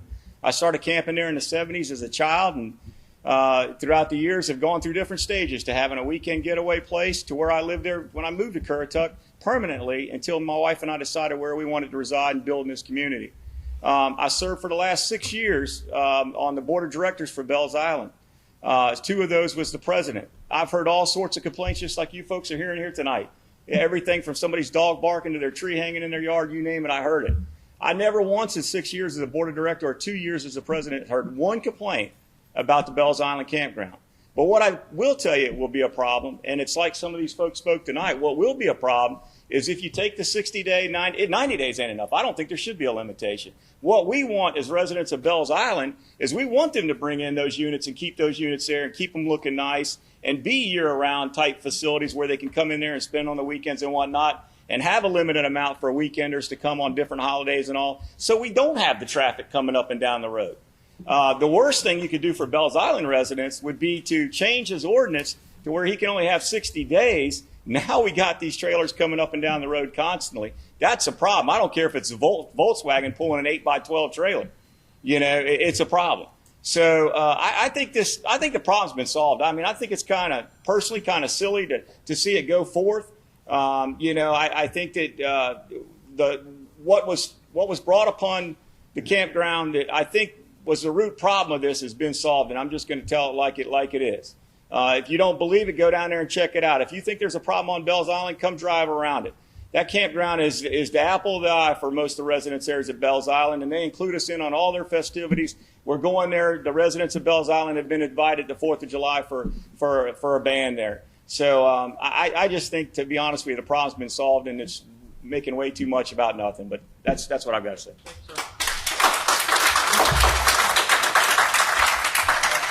Keep the chatter down back there, please. Come on up, sir.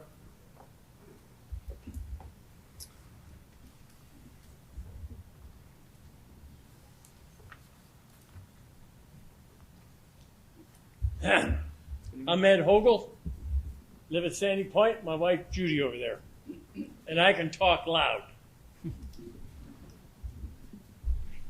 I'm here for all the old people. I'm 77 years old, so I think I qualify. Ed, I need you to talk this way to the mic, Okay. please. Thank you. We're the audience for you tonight. Thanks.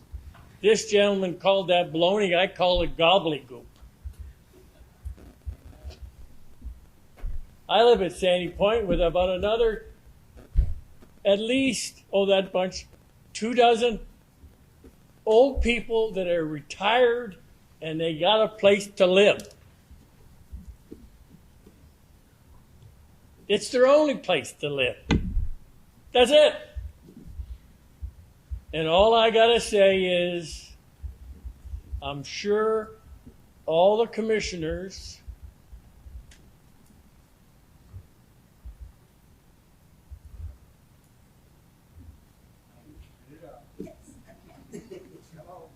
retirees' lives matter. And if you pass that, none of the commissioners care about retirees' lives matter. That's it. All right. Thanks, sir. Okay. We got Paul Bradwick signed up. You're going to pass? Okay. How about Ann and Charles Townsend? Got those guys? Okay. All right, we got one more over here, it looks like.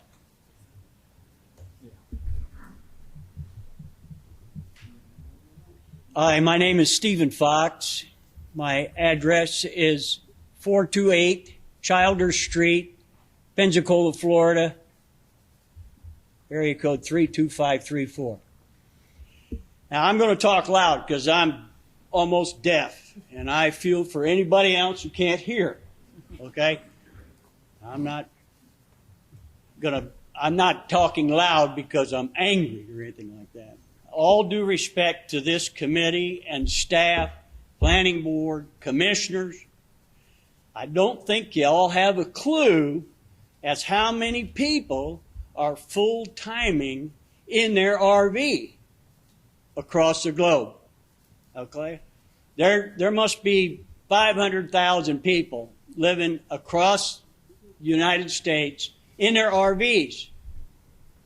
Now, I retired in 2005. We went full-time in our RV, okay? Sold our home and everything right down to the flatware, okay?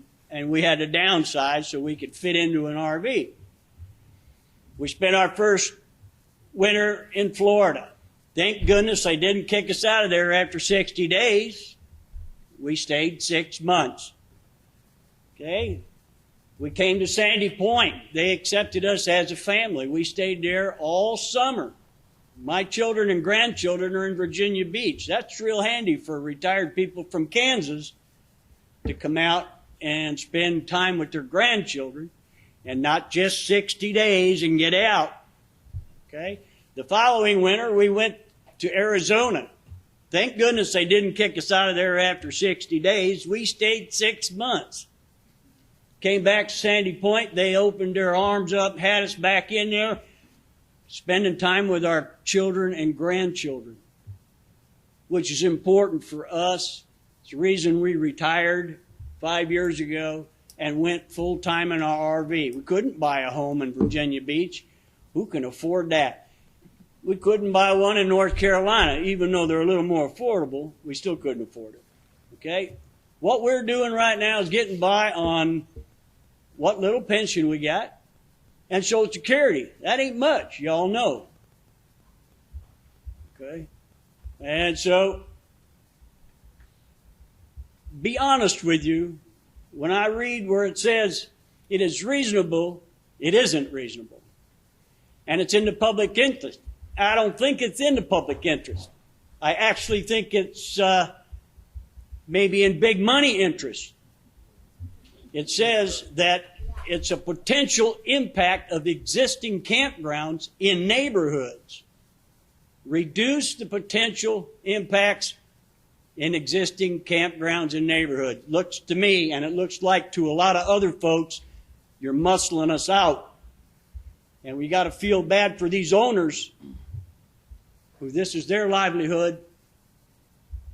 And I've seen good times and bad times at Sandy Point. Got these steel workers and sand workers come in and they stay 6 months. They need a place to stay while they're here working. I'm going to have to get you to pause there, Thank- sir. We appreciate your opinion. Thank you very much. All right. Do we have anyone else this evening? Yes, ma'am. I'm going to cut you off as our last one. So come on up. I apologize. That's okay. My name is Donna Leonard. I live at 2001 Silver Lake Drive, Virginia Beach. And I have been going down to the former Hampton Lodge, which is the new West KOA campground, since the 70s. We've always had seasonal sites. I do not live there. I have my own residence in Virginia Beach. Oh, we never lived at the campground. Now, when it was Hampton Lodge, yes, you did have people live there. But since KOA has come in, they have cleaned that place up. There are so many activities. I go down there on the weekends to enjoy the swimming, the crabbing, the fishing, and I would like to continue on doing that. Now, since my camper stays there, seasonal, would you rather have me drive my vehicle up and down Water Lily Road, or would you rather have me pull my camper up and down Water Lily Road? And if you're doing 60 to 90 days, you're telling me I can only camp on the weekends? It would be 60 days. So I would only come down on the weekends. But those weekdays, I wouldn't be able to enjoy it. And that's all I got to say. Thank you.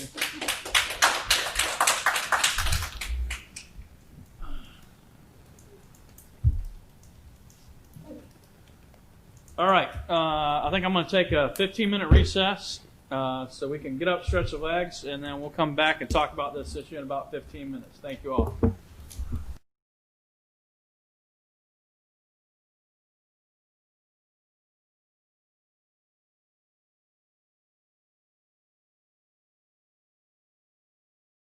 All right, I'm going to call the meeting back into order, and we'll finish out with this agenda item this evening. We've heard from our public. I'm going to close the public comments section and look back to the board for comments, thoughts, suggestions, motions. Mr. Chairman, I think listening to the comments and after we have some discussion with the language up here, it probably would be best if we tabled this and had a work session to get some clarity on some issues, especially with the flood issue, and then with some of the language we talked about, trucks and all. So I'd like to make a motion that we table this and have a work session at our next meeting if we could. Okay. I'll second it. Okay, go ahead. Either All or. right, so we got Kevin. Any further? Just one point of Yes, clarity. sir. Wait. Mr. Chairman, I would suggest we recess the public hearing until a point at some time when we can get our questions answered, so we don't have to go through the re-advertising of everything. Okay, if we Mr. Chairman, substantially change what's here, we'll have to do it anyway, right? And you would have to continue to a date, time, and place certain. Which Okay. You obviously don't know that at this point. So I think Are you asking I should make a? I think your motion at this point is a better one. If we might come back with substantial changes and have to Yes. rehear the whole thing. Yeah, let's have a work session and then see what we come out of that work session. Okay. And Mr. Chairman, I'd like to encourage staff to come up with other gobbledygook, to quote, specifically addressing the truck issue, because where that seems interesting from a FEMA perspective, it's not reality. So I don't know if we get rid of light truck or come up with a different definition, but I think that it'd be interesting to know what the thought process behind that was. In fact, I think realistically, I don't know how you even, because if it's roadworthy, it's roadworthy, whether it's a CDL requirement or a heavy load or not. There's a lot of discussion. I talked with the county attorney about this. There's a lot of caveats to it that we're missing and not understanding. Yeah. So it all needs to be. I Yep. see that taking as long as we have tonight just to get through a work session. The other thing that somebody brought up too, the Sandy Point campground, you never drive one iota step on State Road of North Carolina. You turn Sandy Point entrances in Virginia Beach, and they drive down a crushed concrete, gravel, shell sand road, and then it comes into Carolina. So they never physically drive on NCDOT roads to go to Sandy Point. So that's one stipulation that's kind of unique about that too. Where we'd be able to set part of Sandy Point, the entrance to the campground is before the trailer park. So when you come in there and you turn off the road, Campground. The campground. Well, there's two. There's the campground and the trailer park up front, Sandy Point. But part of that, there's a couple homes, right? I believe there's 2 homes or 1 home when you first come in there that are Virginia Beach, and then it comes into North Carolina. And that's where this work session will bring all this out. We can have more discussion in the work session. Okay, so we have a motion and a second. Owen, did you have a further comment? You look like you had I was just talking about the FEMA definitions and why does it impact the campground, since there's no flood insurance on a campground to my knowledge. And I just asked Mr. Privet, is Bells Island under a FEMA flood insurance? And he said no. So why does their definition apply? Well, it's flood zone, right? It depends on. FEMA requires that you adopt their definitions in order to be in compliance with the National Flood Insurance Program. Whether you have areas that meet those requirements or not in your county, you have to have that language adopted somewhere. And it has to be consistent. And that's what I'm hoping. And I remember that from our flood. Out so we can dig into it a lot deeper. Mr. Chairman, the only comment I was going to make about the motion, you said the next meeting. Maybe just say at a future meeting, because it might take us some time to get. Okay, for a future. I'm saying much for a future meeting then. Okay. To be. I'll second that. Okay. So then we need to withdraw your initial. I'll second. withdraw my second. You're amending to say. I'm going to amend the initial motion to include a date to a future date to be determined. Thank you. I'll second that. All right. Any further discussion? All in favor? Aye. Any opposed? All right. Hearing none. So, folks, we're going to have a work session on this. Nothing's happened tonight. No action has been taken tonight. You guys keep staying at the campground. We got Sandy Point. We got that. And we'll have some more discussion on that. And I'm sure we'll hear from the campground owners and have some discussions with them about things that are going on, what makes sense, what doesn't make sense. Okay. So we won't be doing this in the blind. All right? Positive. Thank you.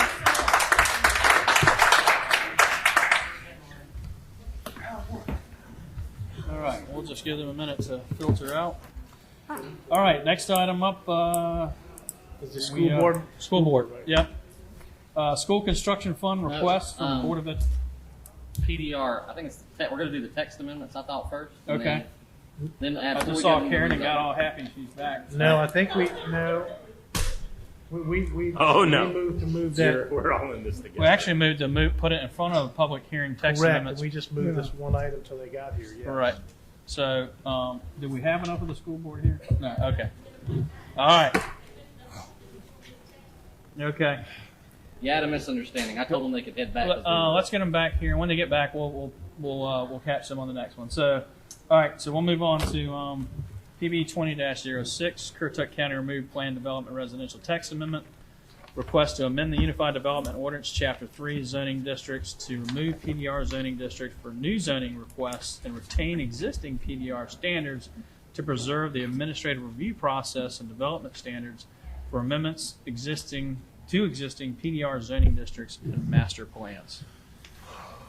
And Jenny Turner's going to present this. As she comes up, just one reminder, this is a direct result of, this comes from direction given by the Board of Commissioners at the retreat in February. This was one of the specific action items that you asked for staff to bring forward. That's correct. Thank you, Mr. Chairman. Good evening. This text amendment is a result of some discussions by the board regarding growth in the county. And you may recall back in your strategic planning session in October, there was some discussion about the rate of growth in the county, specifically in the northern mainland in the Moyock area. And the board talked through some ideas, including potential minimum lot size of an acre or more, and to lower overall density. And in February, at the board retreat, staff provided, you may recall these charts here that we showed you, that Donna prepared regarding a hypothetical 100-acre parcel and the types of the number of units you could potentially fit on those parcels depending on zoning districts. And at the time in February, the board picked up on the PDR zoning district and the significant, and here's the next chart that has the gross density and net density on the same parcel. The board picked up on the PDR and the significant density increase potential, especially when compared to the SFM and the agricultural zoning districts that are most predominant on the mainland. And so the board directed staff to bring forward language to remove the PDR zoning district from the ordinance. And so staff suggests that instead of removing the PDR zoning district, that we revert it to a legacy district to preserve the standards in place for the existing PDR. And actually there's a pending application on a PDR that you'll hear tonight. And so that there's a process for amending an existing PDR, but that you would not be able to rezone any new lands in the county to a PDR district.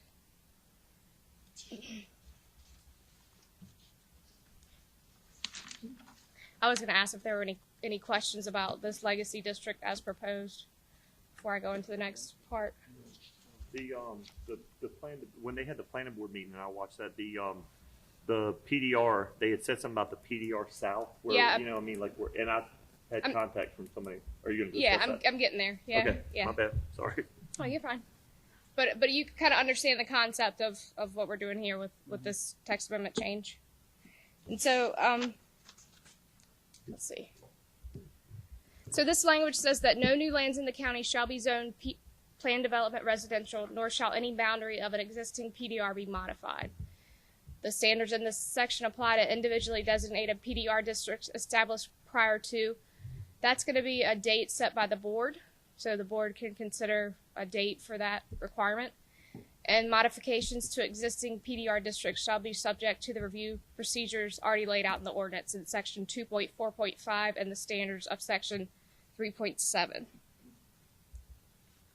And so, to Commissioner McCord's question, when the planning board made their recommendation on this text amendment request, they did recommend that the Board of Commissioners consider having a version of the PDR zoning district for areas south of the Quinjet Canal and the lower end of the mainland. So this is a text amendment legislative decision, and in the board's motion, the board should adopt a statement of consistency and reasonableness, and staff suggests that the text amendment is consistent with the 2006 Land Use Plan Development Goal number 10 to properly distribute development forms in accordance with the suitability of the land infrastructure available and the compatibility of surrounding land uses. Agricultural policy number 6. I won't read that all to you out loud.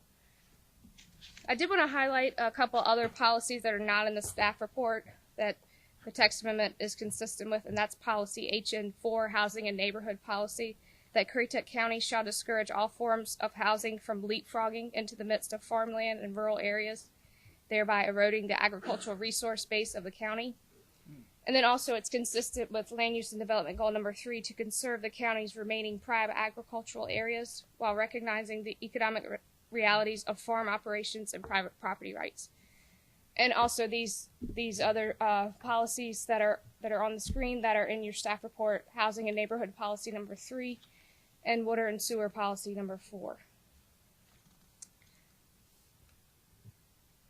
And staff suggests that the request is reasonable and in the public interest because the text amendment as proposed allows for the continuance of existing PDR districts and amendments thereto, but does not permit new rezoning applications for PDR. And there are zoning districts within the county that allow for similar development density and patterns.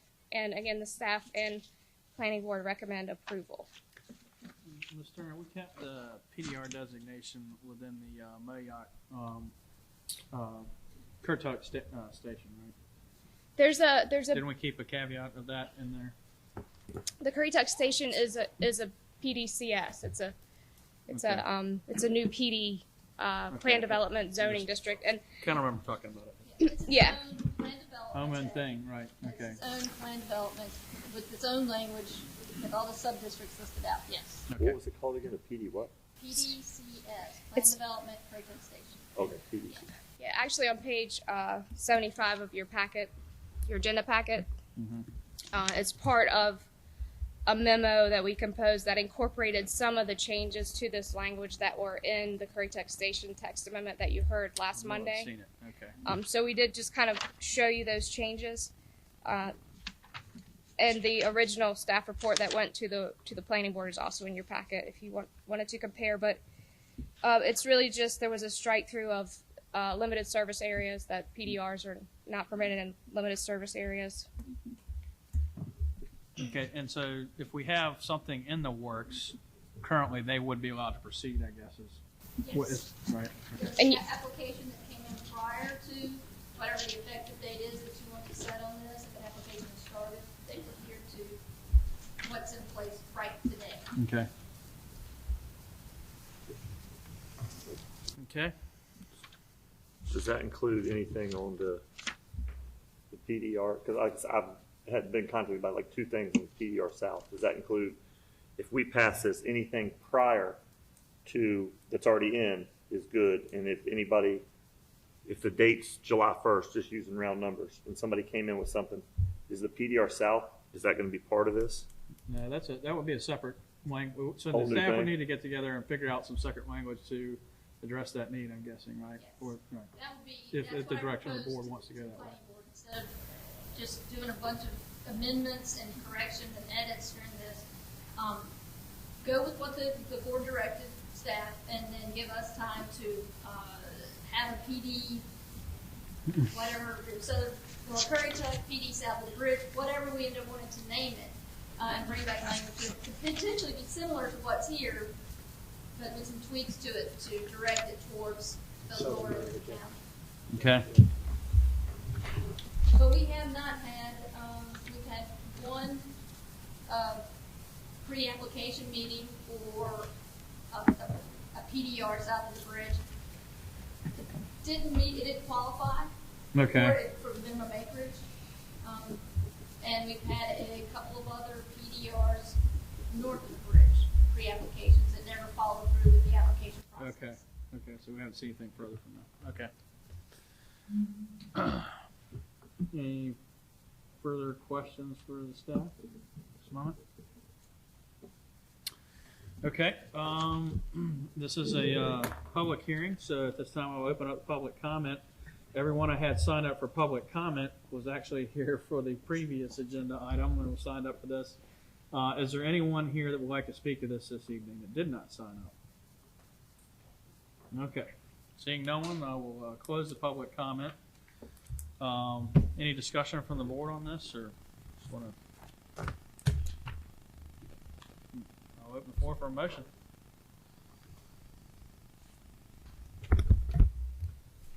Mr. Chairman, I'll go ahead and make a motion to approve PB 20-6 because the request is consistent with the following goals and policies of the 2006 Land Use Plan. Land use and development goal number 3, to conserve the county's remaining prime agriculture areas while recognizing the economic realities of farm operations and private property rights. Land use plan, land use and development goal number 10, the property district redevelopment forms in accordance with the suitability of the land, infrastructure, availability, and the compatibility of surrounding land uses. Policy AG6, for areas experiencing intense development pressures, new residential development may be allowed to locate in compact village-like clusters, preferably near existing non-agricultural activities and services, or in other locations that will not interfere with resource production activities. Overall density shall remain very low, with permanent open space dedicated during the development review process surrounding such clusters of homes. And policy HN3, Currituck County shall especially encourage 2 forms of residential development, each with the objective of avoiding traditional suburban sprawl. Policy HN4, Currituck County shall discourage all forms of housing from leapfrogging into the midst of farmland and rural areas, thereby eroding the agricultural resource base of the county. Policy WS4, Currituck County endorses utility utilities extensions policies that avoid these parts of the county best suited for agriculture and to protect farmland from development pressures brought about by such utilities. Exceptions to this policy may include extensions for major economic development initiatives and extensions to address imminent public health problems or relative environmental hazards. And the request is reasonable and in the public interest because the proposed text amendment allows for the continuance of existing PDR districts and amendments thereto, but does not permit new rezoning applications for PDR. And there are zoning districts within the county that allow for similar developments, densities, and patterns. Before we move to a second, you needed a date for this to take effect. That's, yes. And I would like that to take effect, I guess, July 1. I'll second his motion. Okay. So, discussion on that. I will ask one more question before we move to how long has it been since anybody's come in and talked to you guys about a PDR, the pre-scope meetings? Obviously pre-COVID. So there's been plenty of time for them to put something forward to you if they were planning to bring something to the planning staff. Yes, it's been the one in Lower Currituck has been.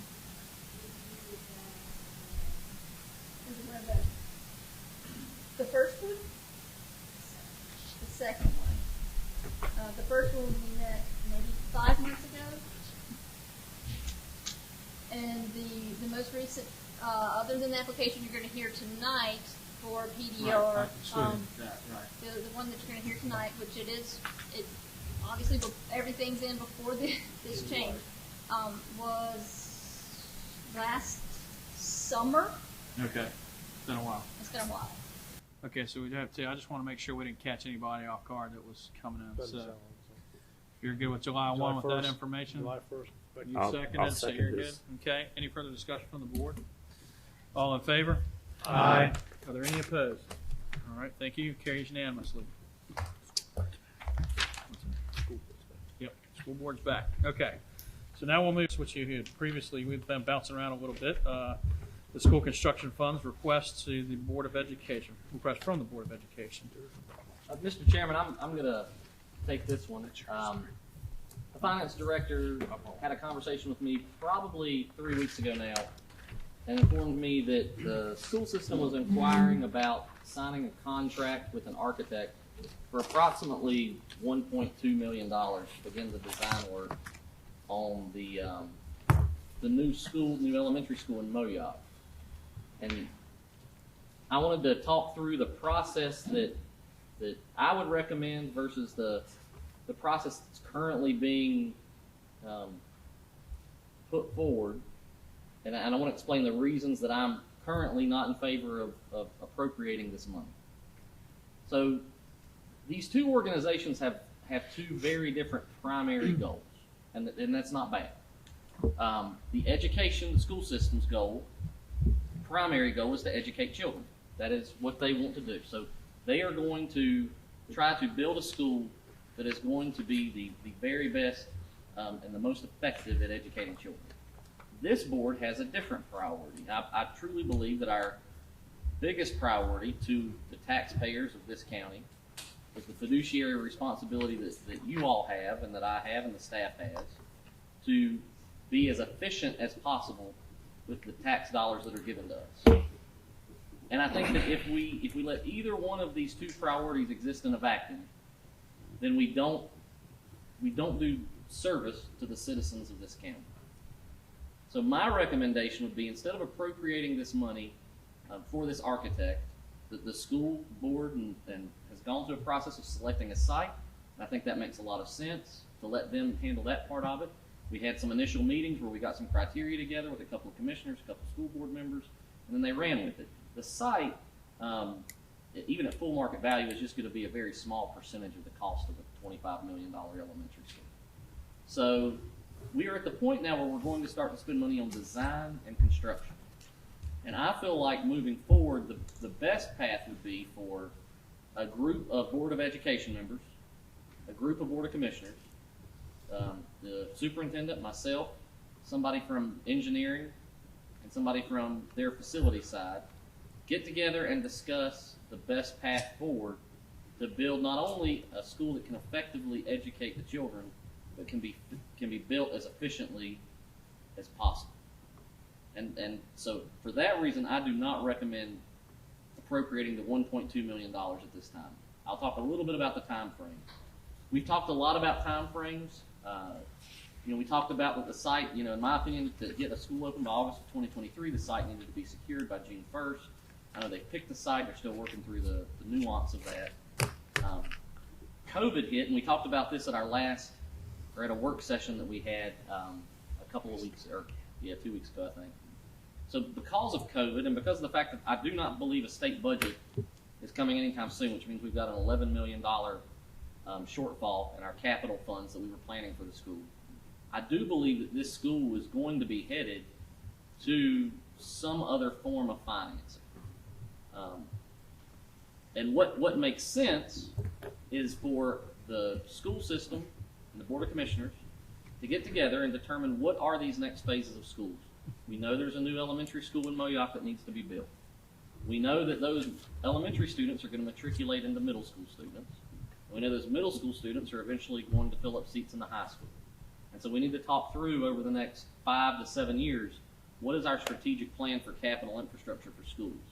Now, obviously, a lot of that is up to the school system because they are responsible for educating children. But as I said, you all have a fiduciary responsibility for the taxpayers as the funding entity for school construction. And so I think that this time frame is going to take longer than previously thought because of the state budget, because of COVID. I think that it would be short-sighted for me if I didn't say let's hit the pause button just for a little bit. Let's get the groups back together. Let's figure out the best path forward, and let's fund a school that we can be proud of, but also we can look the taxpayers in the eye and say we've done this responsibly with your money. When you So, say it's going to be funded a different way, are you talking about a bond? I mean, More than likely? ideally it would be a bond if the plan that's put together is one that the Board of Commissioners wants to put on the ballot, and if the voters decide that that is a package that they want to see, that these are the projects they want.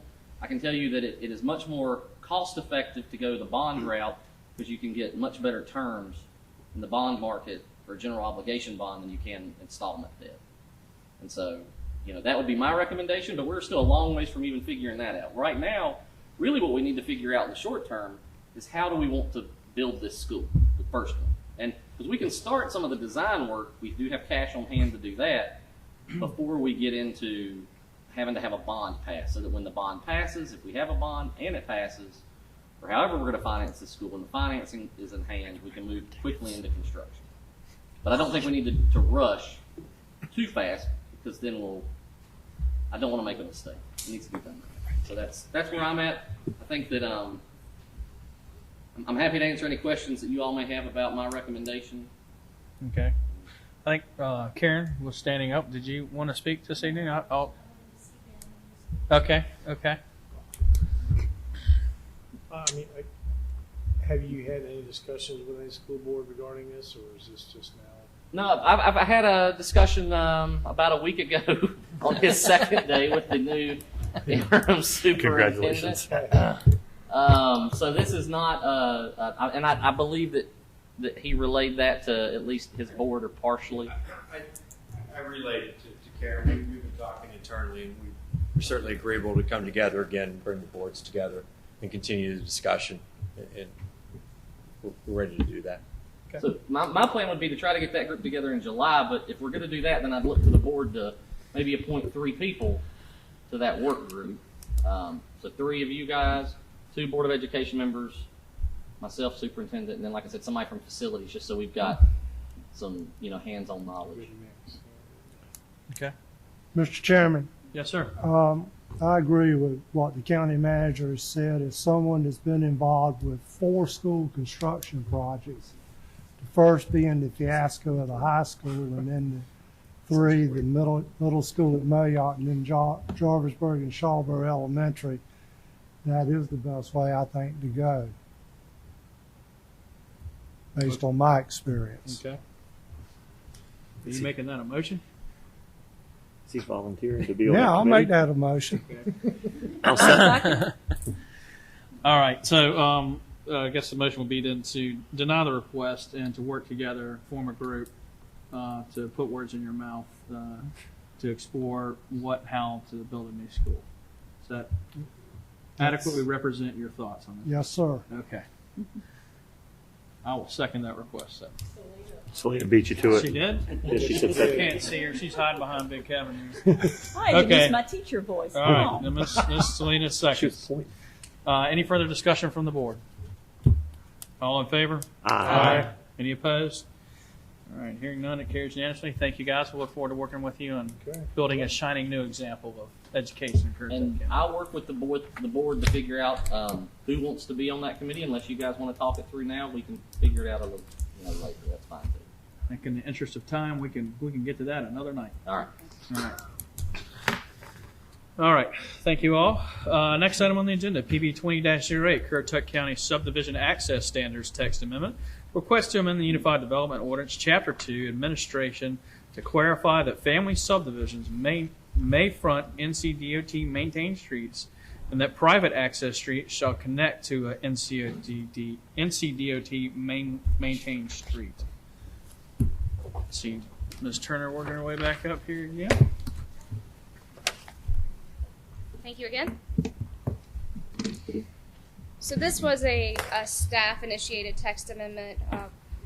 Staff gets a lot of inquiries about minor subdivisions, and this language will clarify for staff and the applicants the requirements for access. So the first change is in section 2.4.8, the general standards, that clarifies that a family subdivision may front an existing NCDOT maintained public street, but a minor subdivision that's not a family may not front that street.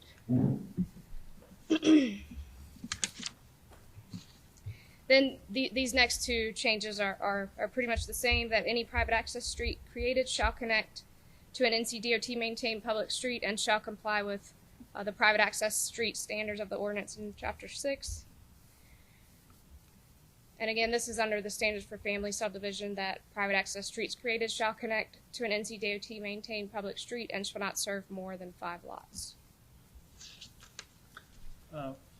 Jenny, just so I can put this in my head, so Paul, like your street, that would be okay to carve out some lots on your, is that correct to say, because it connects to an NCDOT street, just for an example?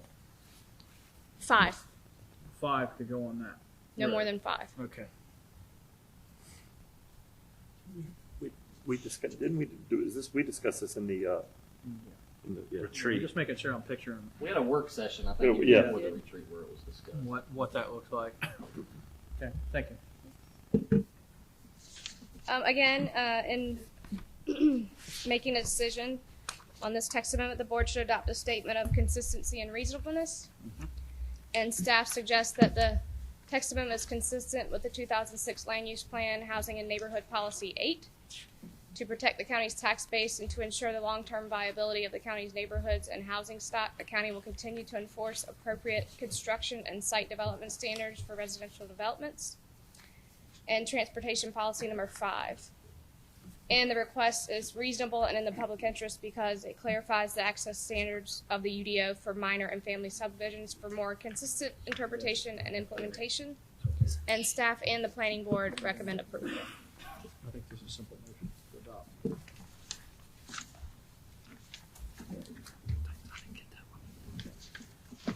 All right, any questions, further questions, comments? Mr. Chairman, would it be appropriate for me to abstain from voting?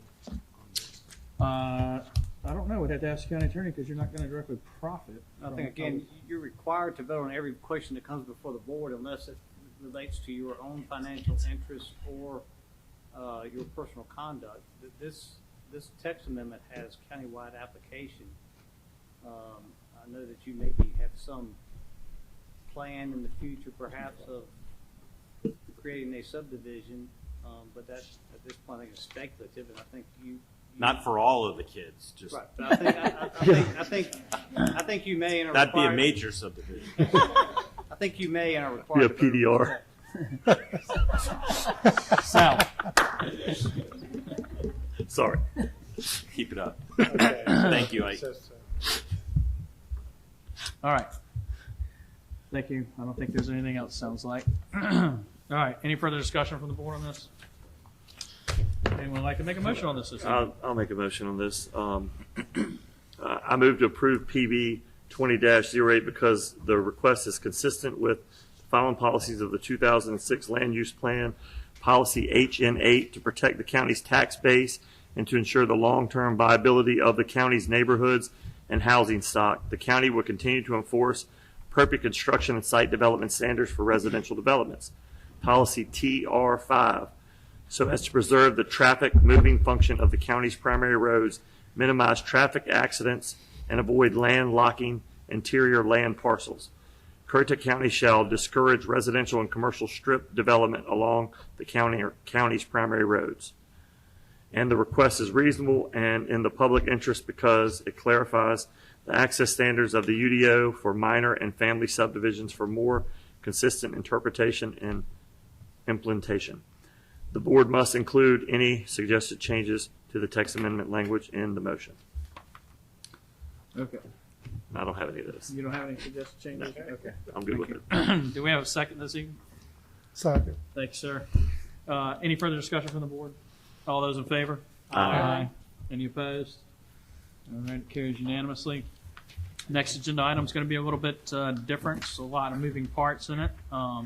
This is PB 20-0, the Currituck County Miscellaneous Text Amendment. This is a request to amend the Unified Development Orders to change the planning board quorum, require surveyed site plans of 20,000 square foot lots or less, as-built surveys of 40,000 square foot lots, or clarify allowable use of metal siding in buildings and industrial zoning districts, remove redundant parking language for bed and breakfast inns, correct single-family residential remote access parking language, allow for accessory keeping of livestock, the goat bill, protect additional standards, amend biosludge language for consistency with recent court decisions, clarify home occupation language, revise accessory dwelling unit standards, update private residence terminology, and remove reserve utility open space requirement and update financial terminology.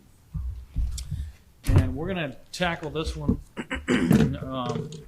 Ben, what do we decide? So what we're going to do is we're going to eat this elephant a bite at a time.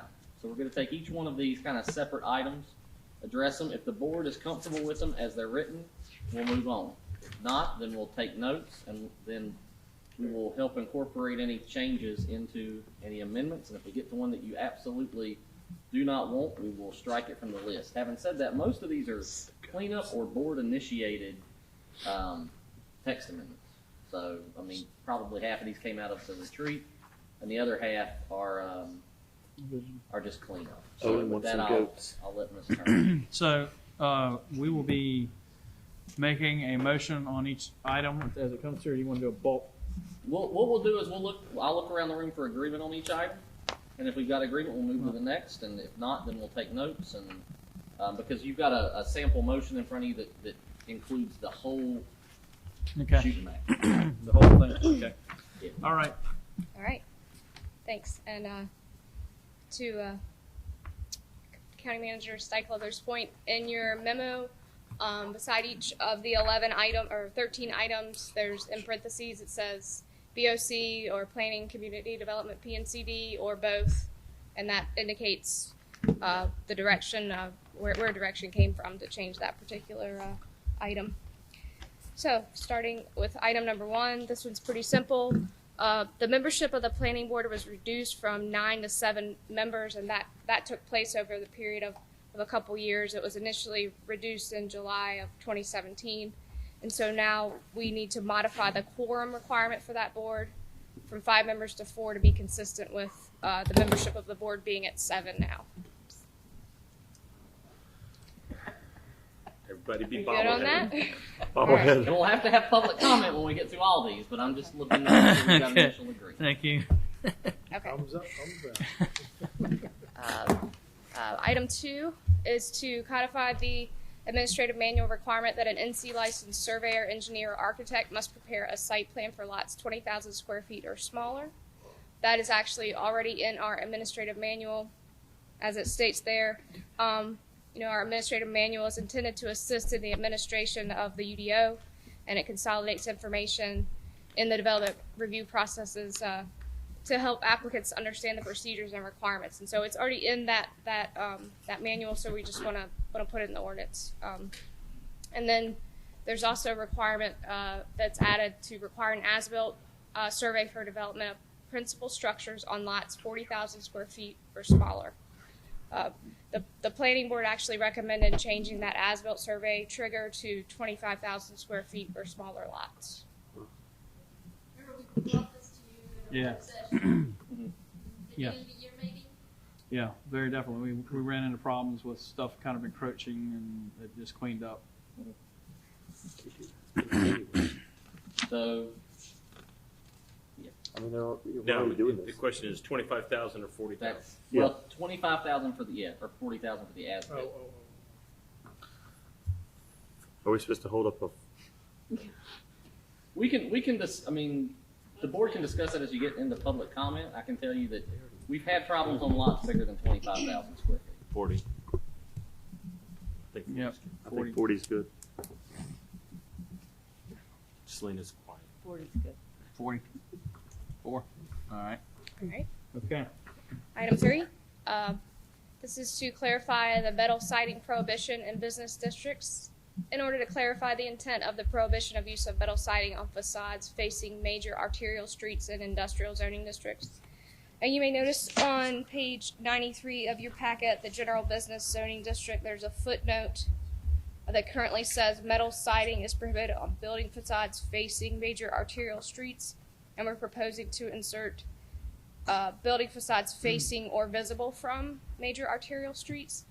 And this clarification, staff feels is needed because the way that we have been enforcing it or implementing the standards of the ordinance that say facades facing streets is really any facade that's visible from a street. We've applied design standards to that, especially visible from major arterials. It's one of the reasons why some of the new construction that you've seen on the corridors specifically has a improved appearance. For instance, Dollar General in Lower Currituck, Dollar General across from the courthouse, Dollar Tree, Wells Custom Jeeps, all these buildings have a higher standard because of that interpretation that you should use non-residential design standards should apply to all those facades that are visible from the street. Those ones you said, like Dollar Generals, are they in G? Those were GB, right? They were in GB, yeah. And so LI for Wells, I guess, because it was an industrial for HI. I think it's GB. I think it's GB also. Really? I think Okay. so. On the front there, and This is an automotive. and so the standard here, it's just talking about metal siding prohibition in the zoning districts part. Item 11 in your agenda packet is when we get back to the non-residential design standards. We were also proposing to clean up that language to say visible from, but that was actually accomplished last Monday through the Currituck Station text amendment. We weren't sure what the timing was going to be, and so we wanted to get this in place. So that item 11 is has already been done. And so you'll see we're not proposing to change the footnote in LI and HI. So in those zoning districts, we will just apply the metal siding prohibition on the facade that actually faces the major arterial as opposed to the ones visible from. So if it faces the main road, but if say you put something just Guinea Road, you have something on the main road, and then on Guinea Road is on the corner. I mean, so we're just the front. Right. This is the facing the major arterial. Okay. So essentially, if it faces the highway. Yeah. Faces the highway. Yeah. You can't have metal siding on that facade that faces Right. the highway. Right. But Sides are fine. Sides you could. Sides Down you the go. sides and Right. back are fine. Right. Okay. What about You- Scott Store? How does it- You'll see. It's basically more similar to Dollar General and Yeah. Granny that exists. There's metal Right. siding on both sides and a brick facade on the front. Right. Right. Okay. So that's Bobbleheaded. that change. The Scott Store mini storage. Do we know the zoning district of that? I don't. I can look it up. I was just curious. But when this came up, and I think Owen asked specifically, how how much and how many, the street frontage for LI and HI along the corridor. And we're just around 11,000 linear feet of street frontage of LI and HI, so it impacts about potentially 2 miles of the corridor out of, 45 miles on either side. So you've got So we really 90 miles, and you got 2 miles out of this, so it would impact basically 2 miles. Seems like most of our LI and HI just has kind of an entryway, and it's a little bit back off the road is how they're laid out, right? Okay. All right, so everyone got a bobblehead on? Yeah, bobblehead. Let me, Mr. Got a Chairman, question. Give me one more second. Let me answer the question about the zoning district. for Oh, that the zoning one. district, okay.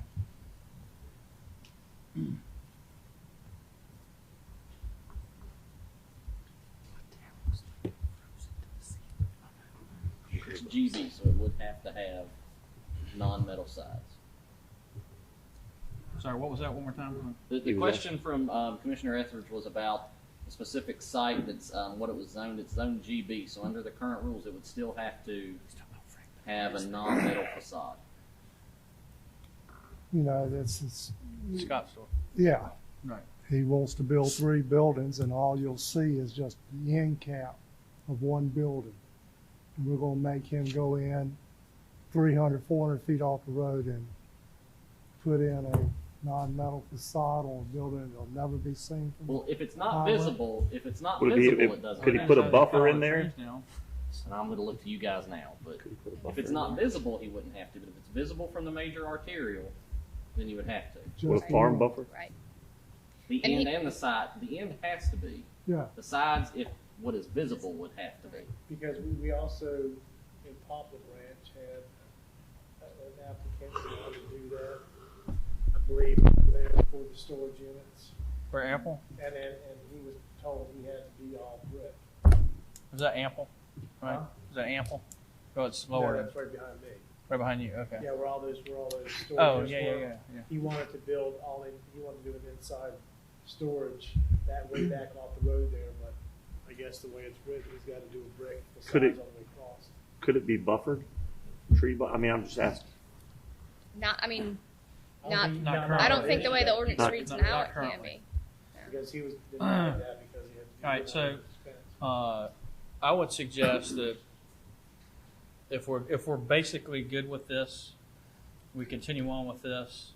We can talk about Scott Store and those things. Maybe we need to look at where they're zoned, how they're zoned, and that's a kind of a separate one-off thing, or more. I mean, there's Well, other yeah, no, areas of the he county. He was still interested, but he was curious if it was Right, required. right. So if they're allowed to be in GB, then maybe we need, and that goes into maybe definitions of what a mini storage is and what is allowed or not allowed, or we could get into maybe more nuanced language with that, but not right now tonight.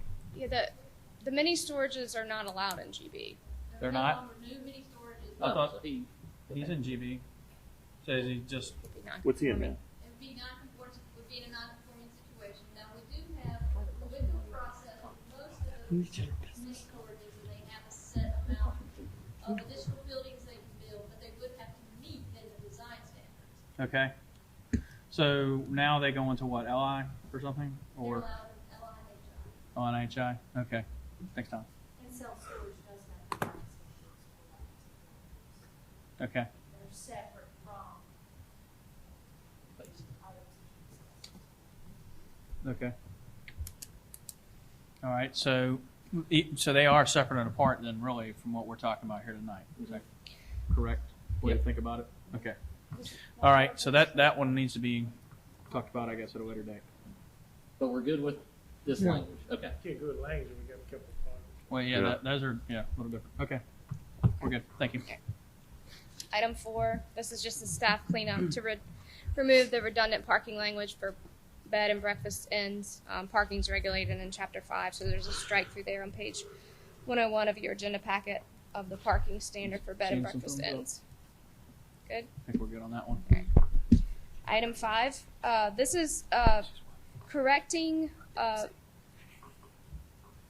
suppose I could say, correcting a mistake in the language that was approved or signed off on after this particular text amendment was heard back by the board back in December of 2017. Chairman White made a specific motion, and the language did not reflect that, and so this is taking that language and bringing it forward as it was moved and approved for your approval again. Yeah. So what was presented was limiting to 2 licensed and registered vehicles in the off-road area without a principal use. So if you have a vacant lot in the off-road area, but in Chairman White's motion, he did not say, he eliminated the up to, and so if you can have licensed and registered vehicles in one boat trailer, but he didn't put a limit on that. So, but it got codified because the way staff presented it was up to 2, and we did not catch that difference prior to it being codified, so now we need to go back and correct that to match his motion. What are the odds I made a bad motion right off the bat? You want to keep it at up to 2 licensed vehicles. Right. Okay. That's All right. Very good. All right. Thank you. Item 6.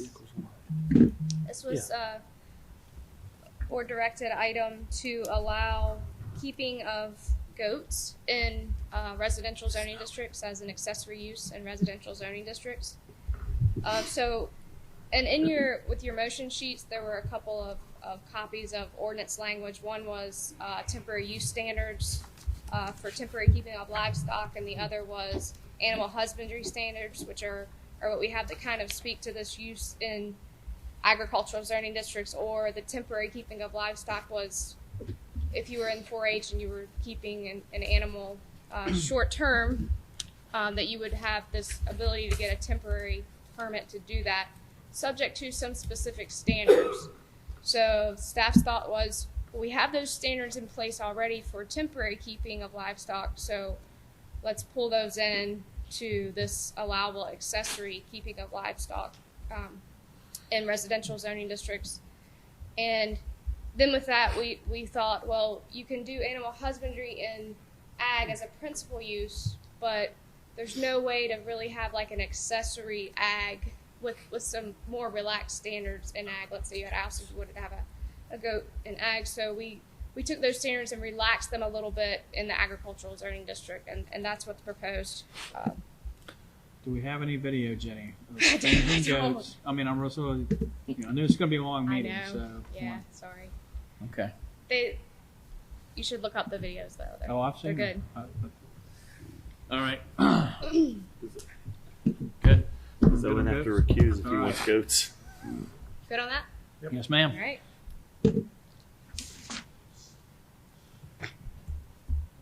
All right. This next one is revise the term sludge to biosolids and amend the permit requirements for land application of biosolids and septic as permitted by right, subject to a permit from the appropriate agency. This revision will bring consistency with recent court decisions. That's Craig versus County of Chatham and Granville Farms versus the County of Granville. And the gist of both of those court cases, hopefully I'll say this right, is that the county can regulate zoning of location, but cannot have additional standards above and beyond what the state regulates. And so this particular text amendment proposes to strike all of our additional standards, but to keep the zoning districts that we currently allow that use in as they are, and change them from use permit to permitted by right.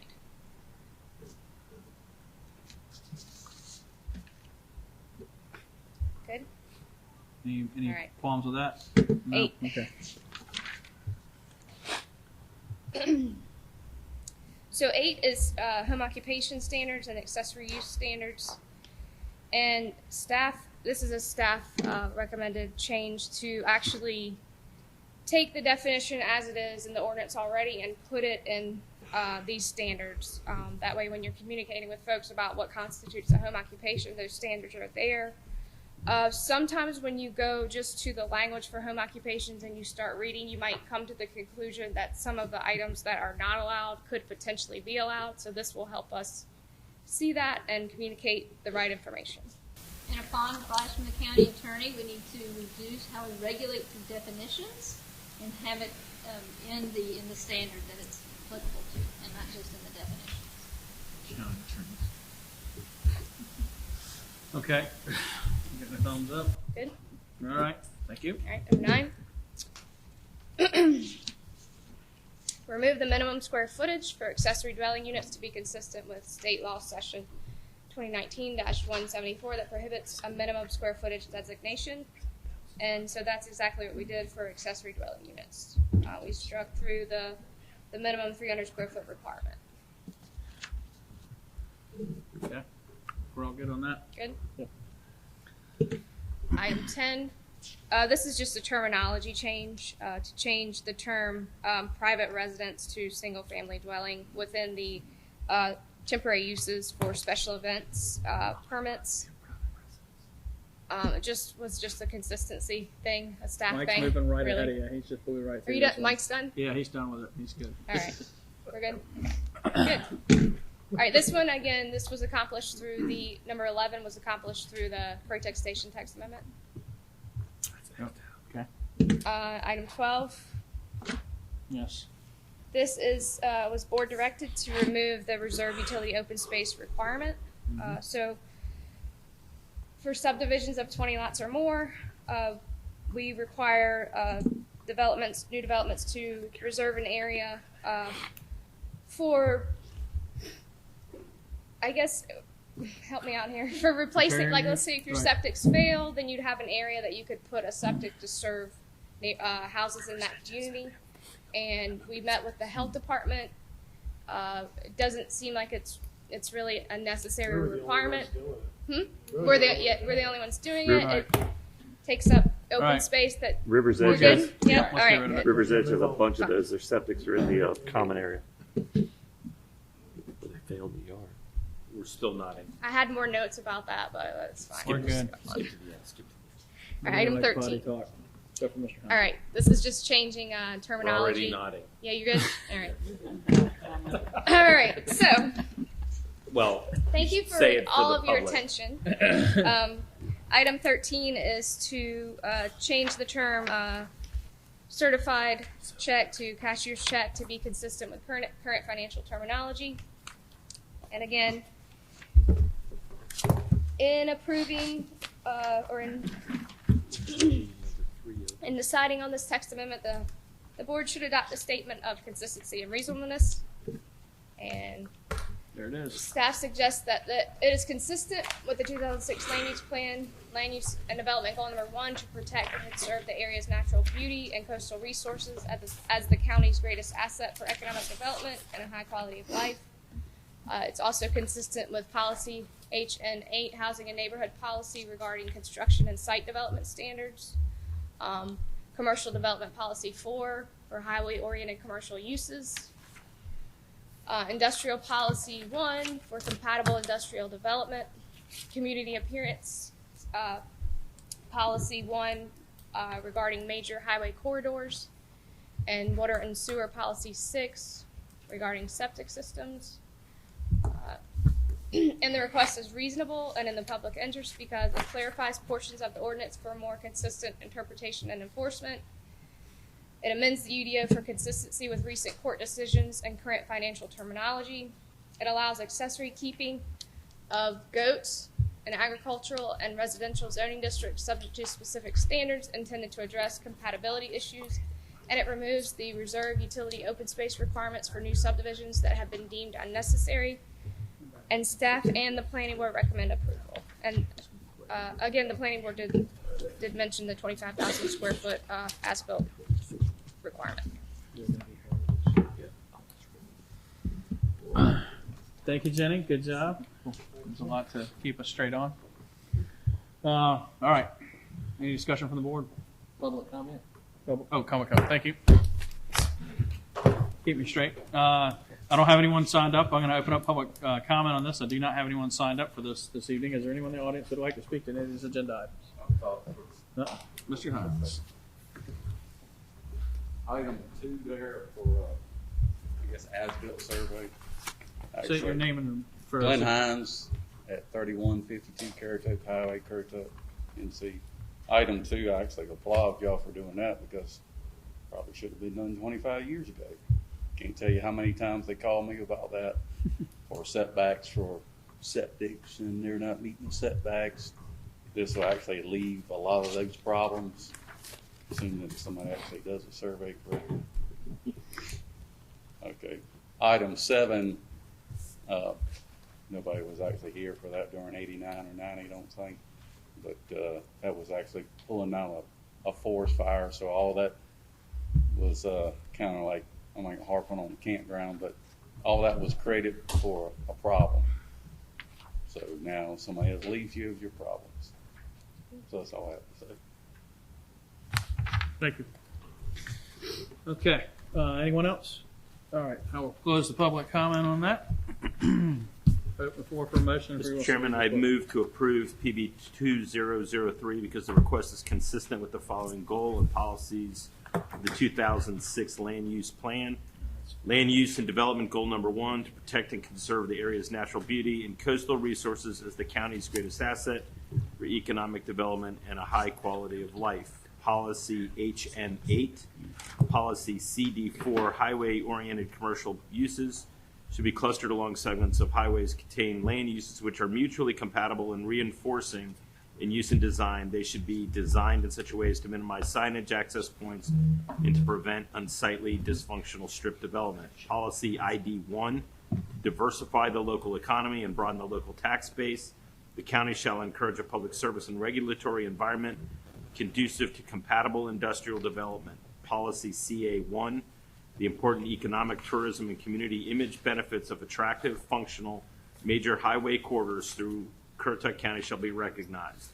Such highway corridors, beginning with US 158 and NC 168, shall receive priority attention for improving appearance and development standards, including driveway access, landscaping, buffering, signage, lighting, and tree preservation. Policy WS6, Currituck County endorses the proper use and maintenance of approved septic systems in suitable soils as an environmentally acceptable means of treating and dispersing waste from low-density development. And the request is reasonable and in the public interest because it clarifies portions of the UDO for more consistent interpretation and enforcement. It amends the UDO for consistency with recent court decisions and current financial terminology. It allows accessory keeping of certain livestock in agricultural and residential zoning districts subject to specific standards intended to address compatibility issues. It removes utility open space requirements for new subdivisions that have been deemed unnecessary. And the other thing I would state for the record is that this is using 40,000 square feet as the threshold for requiring as-built. Second. Thank you. You good on that? You guys good? Okay. Any discussion from this? No? All right. All in favor? Aye. Any opposed? Hearing none, it carries unanimously. We got public hearings and rezonings. Prior to the meeting, we flip-flopped the order on this. I'd like to move to put it back to the existing early. The Hurley conditional rezoning is going to go quickly, as I think the Cotton Gin will, and we can get through those and let them go on down the road. Floor is obviously we're going to have to work through that. So I'd like to make a move to reset that order to the existing, how we had it start with the board's permission. Second. Thank you. All in favor? Aye. Any opposed? All right. Thank you. We'll take a brief 5-minute recess, stretch the legs, and we'll jump in these public hearing rezonings and get that knocked out.